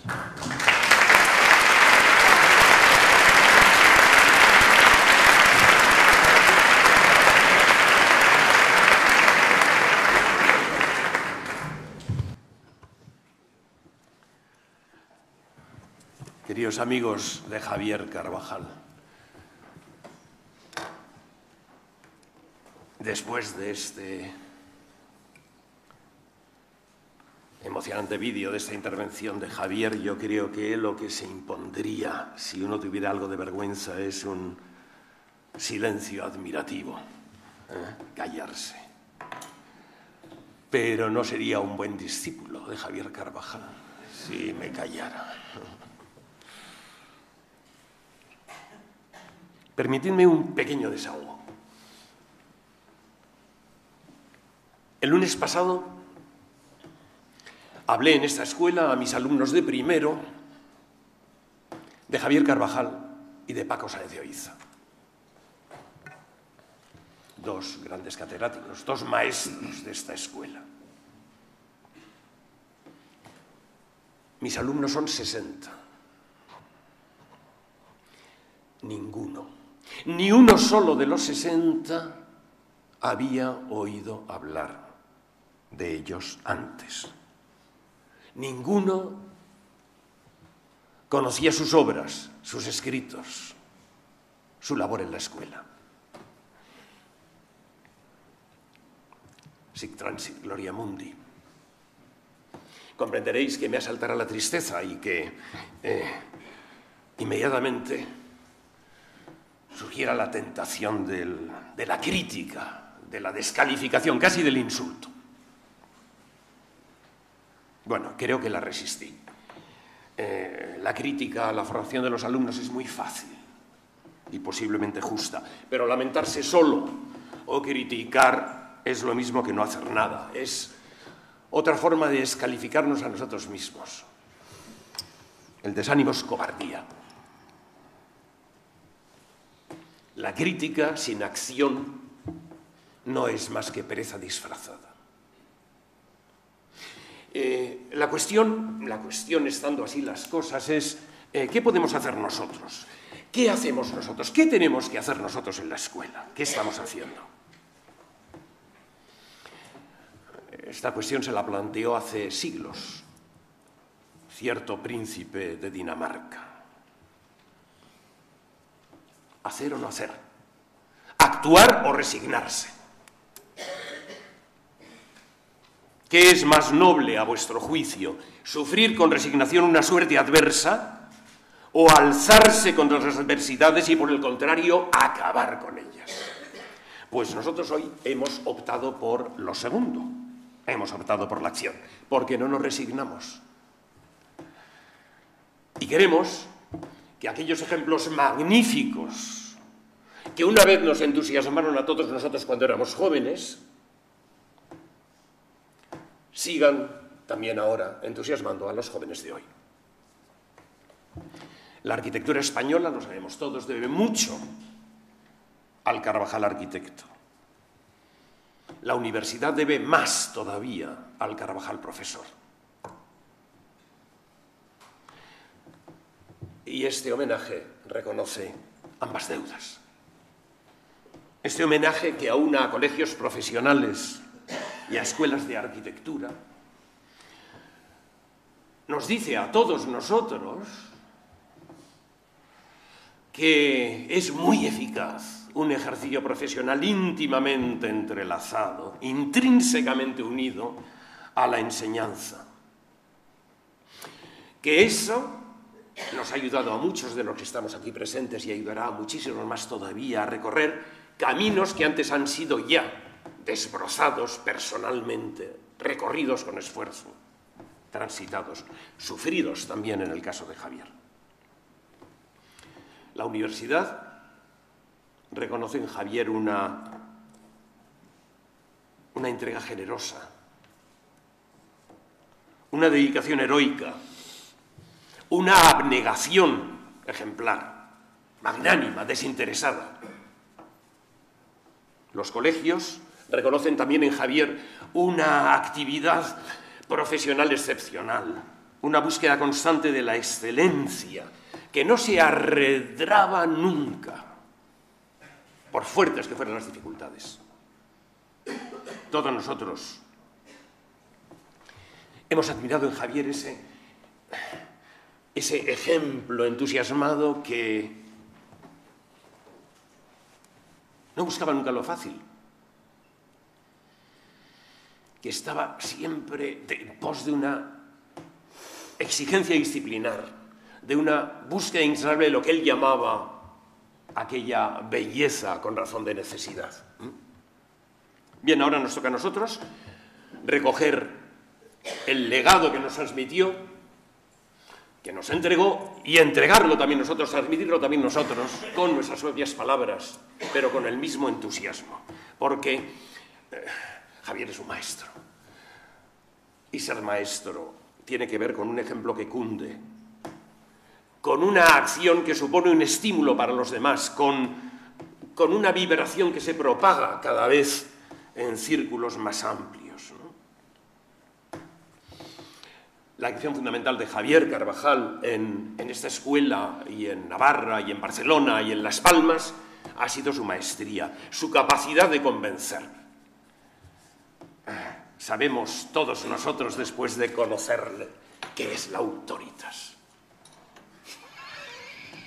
Sus alumnos fuimos entusiasmados por la autoritas, ¿verdad?, que hacía que despreciáramos luego esa potestas, ¿verdad?, de los que solamente tienen poder para imponer, pero no saben convencer.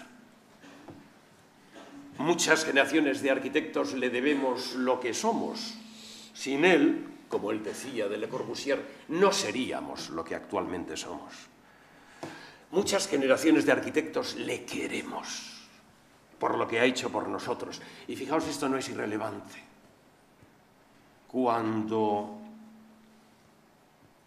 alguien es querido, y es querido por tanta gente, sin duda ha hecho méritos para ello.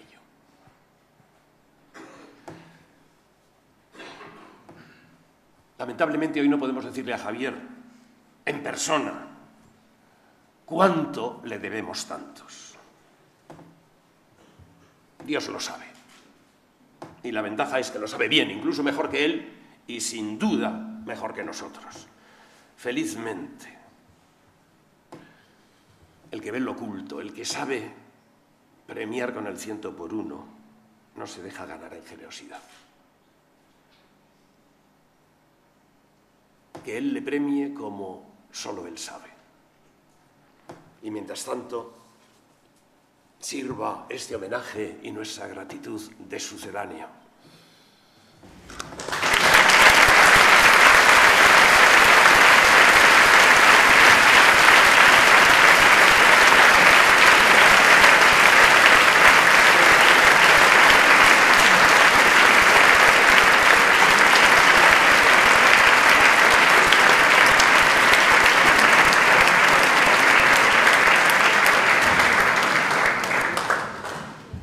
Bueno, buenas tardes a todos, consejo, colegios, escuelas, amigos arquitectos, futuros arquitectos.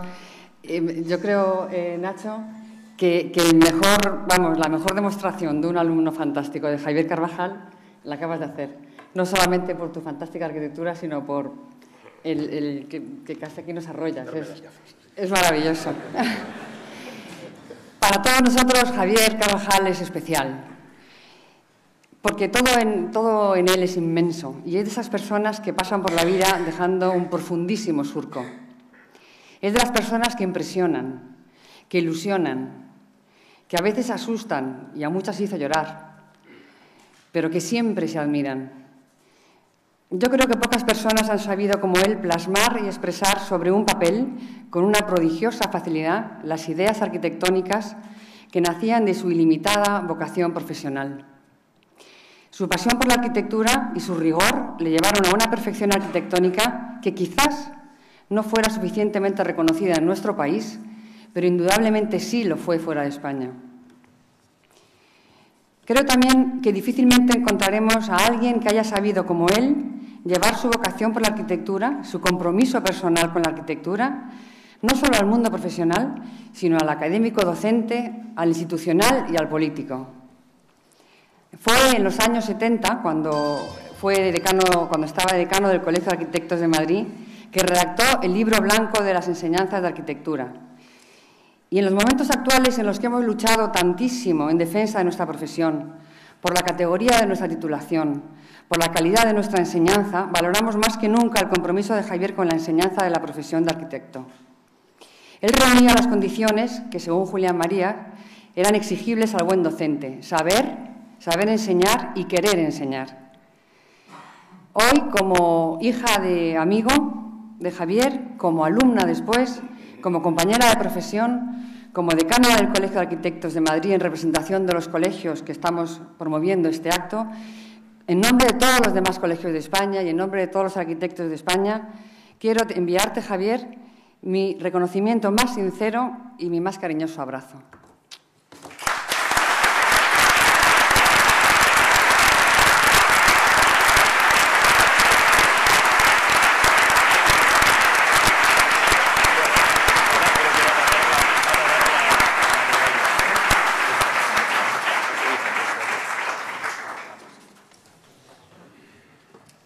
Arquitectura de la Universidad Politécnica de Madrid ha concedido a Javier Carvajal Ferrer la medalla de oro, la medalla de honor de la Escuela de Arquitectura de Madrid.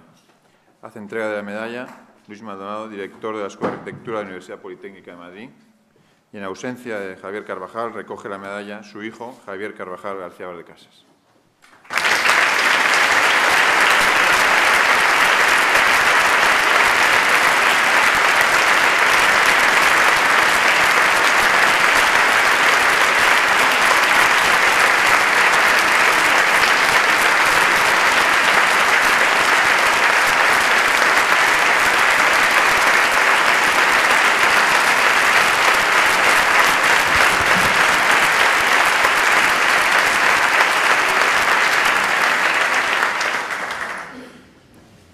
Señor director de la Escuela de Arquitectura de Madrid, señor director de la Escuela de Arquitectura de Navarra, señor presidente del Consejo Superior, señores decanos o representantes de los colegios de arquitectos de Madrid, de Cataluña, de Canarias y de la Delegación de Pamplona del Vasco Navarro, queridas escuelas de arquitectura de Navarra y de Madrid, queridos alumnos, profesores y amigos de Javier Carvajal.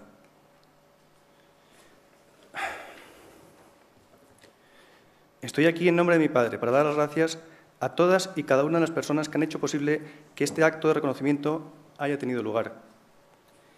Quisiera mostrar un agradecimiento especial a todos los que han participado en él, aunque me resulta imposible nombrar a cada uno de tantos amigos, compañeros y alumnos suyos que han contribuido personal y generosamente a que este acto, esta medalla, este libro y la constitución de este premio sean una realidad.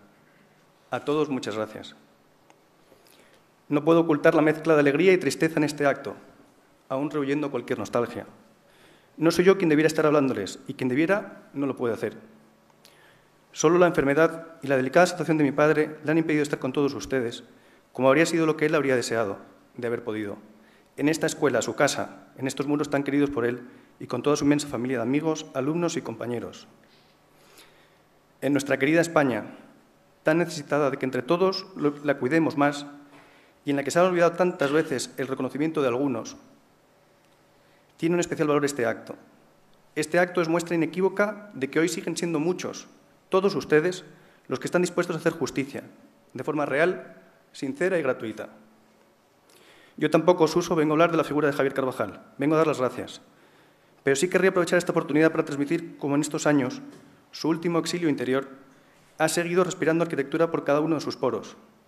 Quedan lejos los días en los que, ante el menor viso de un encargo, se lanzaba feliz en mano, lápiz en mano, con una capacidad y una creatividad fuera de toda norma, a proyectar.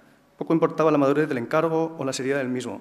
Él se entregaba a su pasión sin límite, con generosidad, con fuerza. Pues bien, en este tiempo en el que la enfermedad ha ido haciéndose fuerte y sus facultades han ido disminuyendo, la arquitectura ha sido su último bastión. Incluso con dificultad para recordar a sus hijos o cuántos tenía, siguió agarrado a su lápiz, proyectando encargos solo imaginados por los más cercanos, con el único fin de seguir dando rienda suelta a su creatividad. Una vivienda unifamiliar en Asturias, un centro en Guadalupe de peregrinación, un conjunto de torres en Puente Europa, daba igual. Su pasión por proyectar, su fuerza creativa, le han acompañado como última forma de expresión de su persona y como último puente con el mundo exterior. Muchas gracias a todos.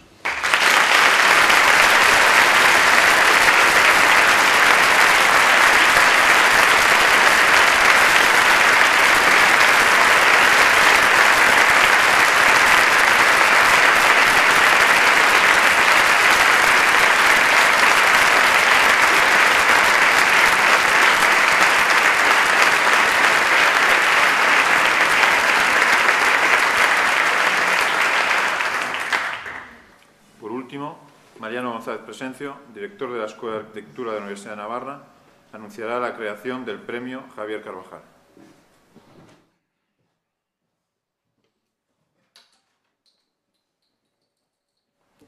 Buenas tardes a todos. Lo que quiero hacer ahora es intentar que este acto no acabe aquí, y esa sería la voluntad de la Escuela de Pamplona, que no sea solo este homenaje, sino que ese homenaje se perpetúe a través de la institución de un premio que lleve el nombre de Javier Carvajal. El mismo día del 23 de julio que se empezó a labrar este acto de homenaje que hoy hemos vivido, tan emocionante, la Escuela de Arquitectura de la Universidad de Navarra presentó la propuesta de un premio de Javier Carvajal, que llevara el nombre de Javier Carvajal, destinado a aquellas personas e instituciones que se hayan significado especialmente en el campo de la enseñanza. Por supuesto que Javier Carvajal no solo ha sido un profesor, pero desde luego en Pamplona, como más lo hemos vivido, ha sido como profesor y como maestro. Nos gustaría, por eso, instituir este premio que guardara su nombre y que mantuviera su nombre durante mucho tiempo. Por eso pedimos ayuda al Consejo, a la Escuela de Madrid, al resto de escuelas de España, para que contribuyan a que este premio a personas o instituciones que se hayan significado de manera especial en el campo de la enseñanza de la arquitectura pueda tener vigencia y pueda tener continuidad y pueda alcanzar el prestigio que merece el nombre que lleva. Quiero terminar dando las gracias a la Escuela de Madrid por haber albergado este acto que para nosotros desde Pamplona ha sido especialmente emocionante. Yo creo que Javier Carvajal hubiera disfrutado mucho de ver aquí hermanadas a las dos escuelas en el Salón de Actos de la Escuela de Arquitectura de Madrid, de este edificio centenario, y darle gracias por la acogida, por el recibimiento y por habernos dado la posibilidad de homenajear a Javier Carvajal. Muchas gracias a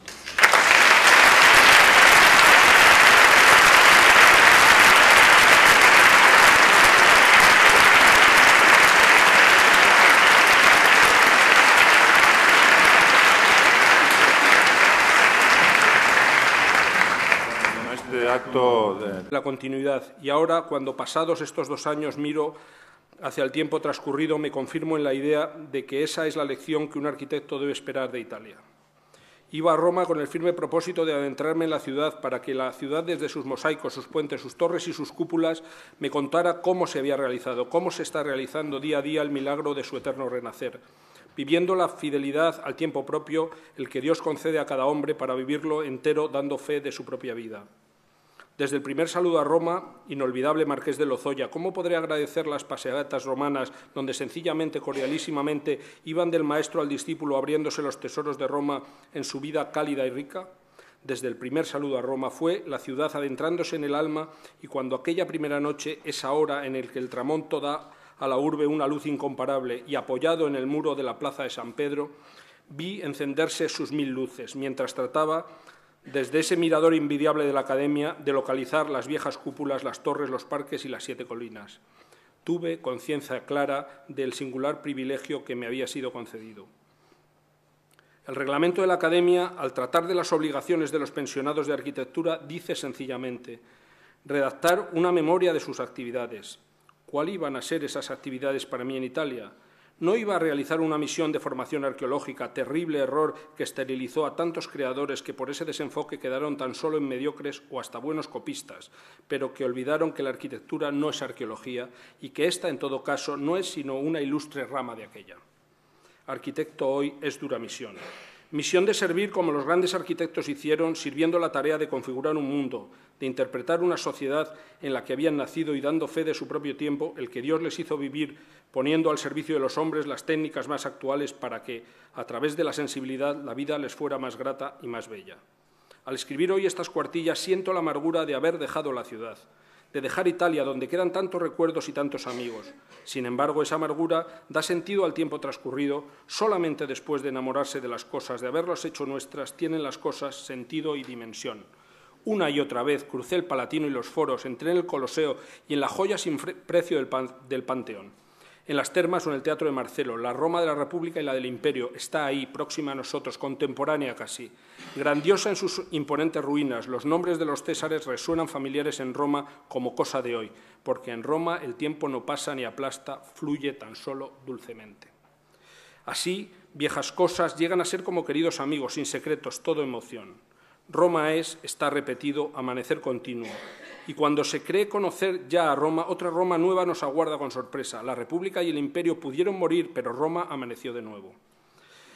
Si no se construyeron basílicas y teatros, se levantaron torres e iglesias, Santa Sabina, Santa María en Cosmedín, San Paolo y San Giovanni, letanía interminable de las torres del 300. Si no fueron los dioses rodeados de caballos y ninfas en negro y en blanco los que conjuraron las piedras a juntarse, fue más tarde el Dios único, la Virgen y los santos los que en los ábsides hicieron brillar las policromías de los mosaicos renacidos. Roma no es como París, unitaria y cerrada, ciudad perfecta y terminada. Es un devenir constante, polimorfa y maravillosa. Roma es rural en la Vía Apia y en los retazos de bosques perdidos entre sus calles y Palatina en sus corsos, Doria, Colonna, Borghese, Venecia o Quirinal.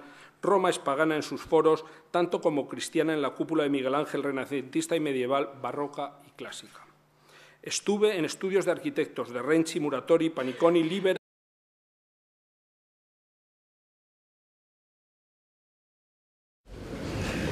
Buenas tardes, bienvenidos a la Escuela de Arquitectura de la Universidad Politécnica de Madrid, a la Escuela de Madrid, a la presentación del libro La huella de un maestro y a este acto que en realidad es un acto de reconocimiento a un compañero nuestro, a un maestro, a un gran profesor que es el profesor Javier Carvajal.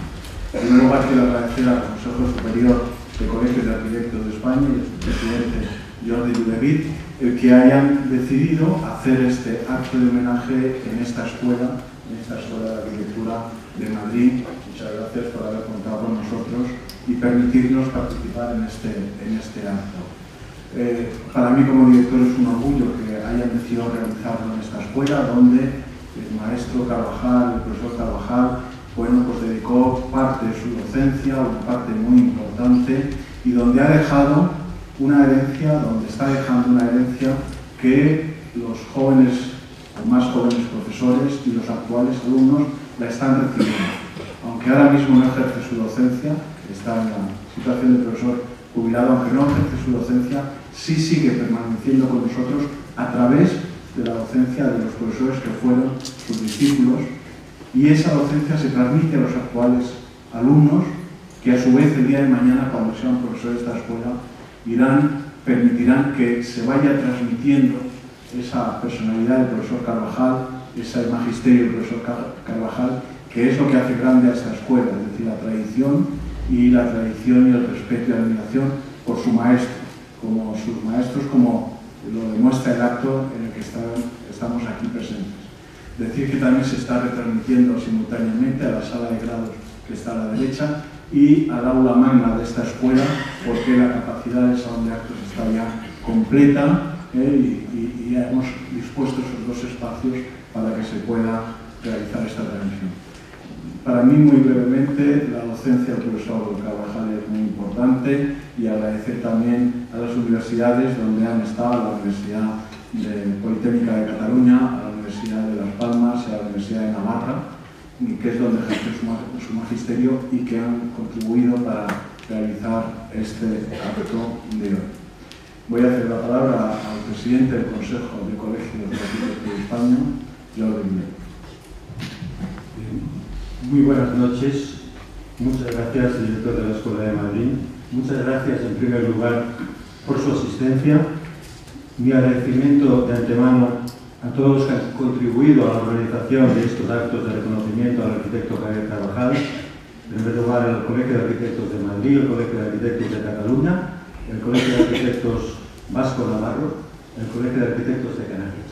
Estos 4 colegios, más bajo el impulso y la coordinación del Consejo Superior, son los responsables de la convocatoria inicial de este año.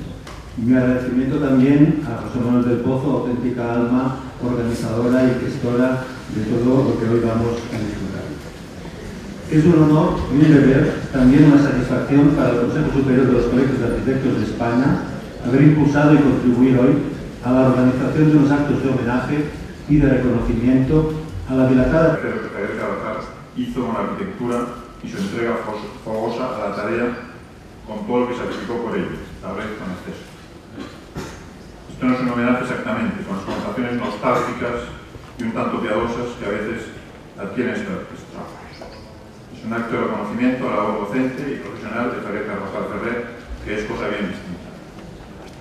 El acto, como se ha avanzado, ha sido promovido por don Jordi Dudevit como presidente del Consejo Superior del Consejo de Arquitectos de España, por doña Paloma Sobrini, decana del Colegio de Arquitectos de Madrid, por Lluís Comerón, decano del Colegio de Arquitectos de Cataluña, y la Escuela de Arquitectura de la Universidad de Navarra. Emprendida la iniciativa, enseguida se sumó con entusiasmo a la Escuela de Arquitectura de la Universidad Politécnica de Madrid. Como estamos comprobando bien en este acto, y posteriormente se adhirieron otros colegios de arquitectos, en concreto el Colegio de Canarias y la delegación en Pamplona del Colegio de Arquitectos Vasco Navarro. Es un acto que tiene algo de desagravio y que llega un poco tarde porque el destinatario no va a poder disfrutarlo como hubiera sido justicia.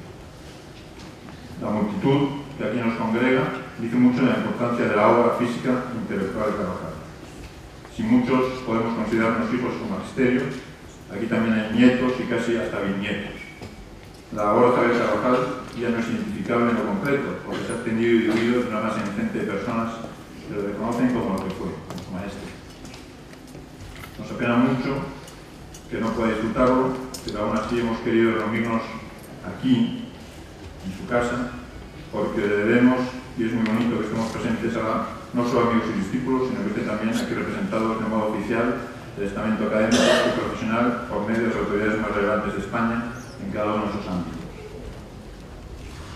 Me parece aquí necesario agradecer pues, a los autobuses de alumnos y estudiantes de Pamplona que han venido a conocer, porque muchos de ellos no fueron sus discípulos siquiera, a conocer la obra de un maestro que en cierto modo a través nuestro le den bastante.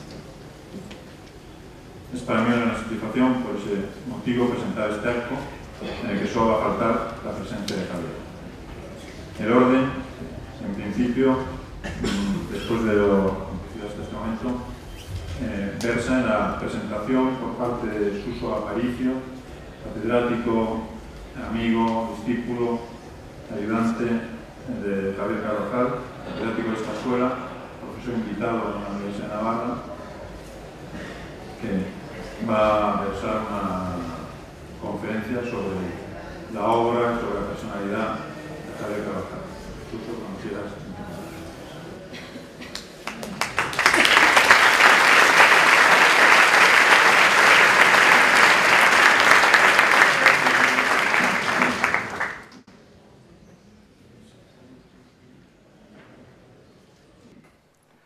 Después de 2 años desde el día en que, dejando Madrid, tomé el avión que debía conducirme a Roma, parece revivir ahora la emoción de aquel primer paso. Salimos juntos 3 pensionados, 2 pintores y un arquitecto, y nuestra conversación, conocidos de la víspera, giraba una y otra vez sobre el tema común de la ciudad que debía acogernos horas más tarde.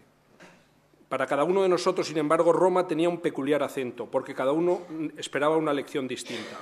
Para mí, la lección esperada era la lección de Periconi, Ivanucci y Ridolfi. Recorrí con la mirada los nuevos conjuntos residenciales de San Paolo, Tuscolano y Tiburtino, las unidades residenciales de Ostia, los centros del Monte Mario, de Viña Clara, entre otros, y pude constatar la vigorosa iniciativa que en este orden social se está llevando a cabo. Entré en contacto con INA Casa, Instituto Nacional de Aseguración Casa, y pude conocer la estructura en marcha y la obra en el campo de la arquitectura social que se está haciendo en Italia. Tomé relación con elementos de la Facultad de Arquitectura, con profesores y alumnos. Pude visitar exposiciones internacionales de arquitectura alemana y americana, y también otras excepcionales, como la de arte sacro alemán o la de arte persa, exposiciones nacionales italianas de tanta consideración para tomar el pulso al arte contemporáneo, como la Quadriennale, sin hacer mención de las infinitas exposiciones menores que tienen lugar en Roma regularmente. Visité museos y galerías, capaces de hacer cada una de por sí ilustre a cualquier vieja ciudad de Europa. Los días pasan rápidos y un año es escaso para quien en su curso quiera llevarse una visión total y fructífera de Italia. Había que salir de Roma. Y fui a Florencia, luego he vuelto muchas veces y prometo volver de nuevo. Desde la plaza del Palacio Viejo hasta el Duomo, desde la Santa Croce hasta Santa María Novella, Florencia es una canción. Es aquí donde el fino señorío del Renacimiento está vivo y tenso, desde los Uffizi de Vasari hasta los Innocenti de Brunelleschi. Todo ese mundo puro y limpio del Renacimiento me aguardaba. Capilla Medicea, Logia dei Lanci, Giotto y Orcaña, Jardines de Boboli, San Miniato, Fiesole en lo alto, y en el centro, frente a frente, el campanil y la torre. Quien no haya escuchado desde el Piazzale Camino de San Miniato las campanas de Florencia sobre el Arno, no diga que conoció Italia. Visité sus palacios, sus iglesias, sus colecciones y el convento de San Marcos, donde Fray Angélico sonríe desde sus muros. Florencia necesita ser conocida íntimamente, y para eso no es suficiente ir una vez. Hay que, con la mirada de turista y el paso elástico, hay que andar despacio, asomarse a ese mundo más pequeño del que no hablan las guías, el mundo de las pequeñas callejas que rodean el Puente Viejo, el de los palacios casi anónimos de la calle Tornabuoni, el de los rincones que hablan del Dante donde conoció a Beatriz, donde pasando sobre el puente lanzó su mirada amorosa de despedida sobre el Arno.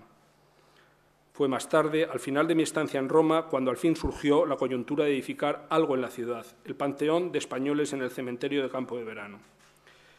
Dibujé por las calles de Roma, leí, estudié, porque aunque muchos no entiendan o se esfuercen por no hacerlo, para que una semilla sea un día una espiga es preciso que crezca, también callada hacia adentro, bajo la tierra, sin fruto aparente, hundiendo raíces.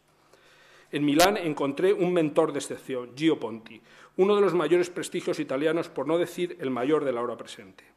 Con una cordialidad y afecto hacia el español extraordinaria, dentro naturalmente de un agudo y libre sentido crítico, fue mi introductor y guía, puso a mi disposición su estudio y acepté su invitación gozosamente. Con él dejo en Milán un gran amigo. Crucé Nápoles hacia Pompeya y Ercolano a revivir las ciudades muertas. Paseando por las calles de la abundancia, entrando en la casa del fauno de los amorcillos dorados, en la Villa de los Misterios me parecía como si aguardara en cualquier recodo las voces del tabernero o del patricio sorprendidos, como yo, por el repentino fin de la ciudad.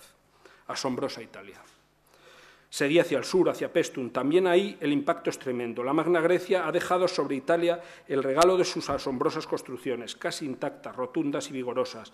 El sol se quiebra en las aristas de las columnas cuando llego y parece que... La trayectoria profesional de Javier Carvajal y a su inmensa figura, y además hacerlo en unos momentos difíciles para él, a los 84 años de edad. En realidad, reconocer públicamente la trayectoria de compañeros ilustres y magisterio incontestable resulta, hoy como ayer, necesario e imprescindible para una profesión como la nuestra, constantemente amenazada y acosada por la pérdida de sus valores primigenios. Aquellos valores que, vinculados con la utilidad social de la arquitectura, son origen y final, fundamento mismo de la disciplina arquitectónica.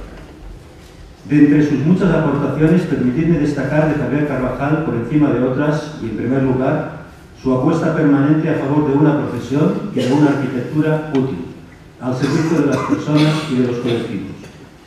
Javier Carvajal ha sido también lo que alguna vez yo he denominado arquitecto de arquitectos, alguien con magisterio, maestro de arquitectos, y que ha dejado huella indeleble en numerosos discípulos que lo recuerdan con agradecimiento y devoción, o en nuevos y distintos arquitectos para quienes ha sido decisivo en su formación. Esta capacidad de transmisión del conocimiento arquitectónico merece, sin duda, desde mi punto de vista, una especial admiración y un sincero agradecimiento. Barcelonés de nacimiento como yo, madrileño de formación y de profesión, docente de vocación y de pasión, con un currículo impresionante, titular de una personalidad enorme y compleja, Carvajal ha producido durante su carrera una interesante arquitectura tectónica de fundamentación geométrica que dio lugar a multitud de obras y antes de ellas también a multitud de dibujos arquitectónicos impresionantes, con cotas en el agua, como alguien dijo una vez. Con premios y reconocimientos innombrables se implicó también en nuestras instituciones, tomando responsabilidades. Fue catedrático de proyectos en Madrid y en Navarra hasta 1991. Era director de la Escuela Superior de Arquitectura de Barcelona cuando yo me gradué en el 1974 y fue también decano del Colegio de Arquitectos de Madrid entre 1971 y 1975. Recordaba Javier Carvajal a menudo cómo un día Álvaro Aalto le dijo: lo que importa es servir y resolver problemas, no servirse de ellos ni crearlos. Muy adentrados ya en el siglo XXI, este es, según creo, y continúa siendo, nuestro reto, el reto de la profesión de arquitecto. Muchas gracias, pues, a Javier Carvajal y muchas gracias a todos.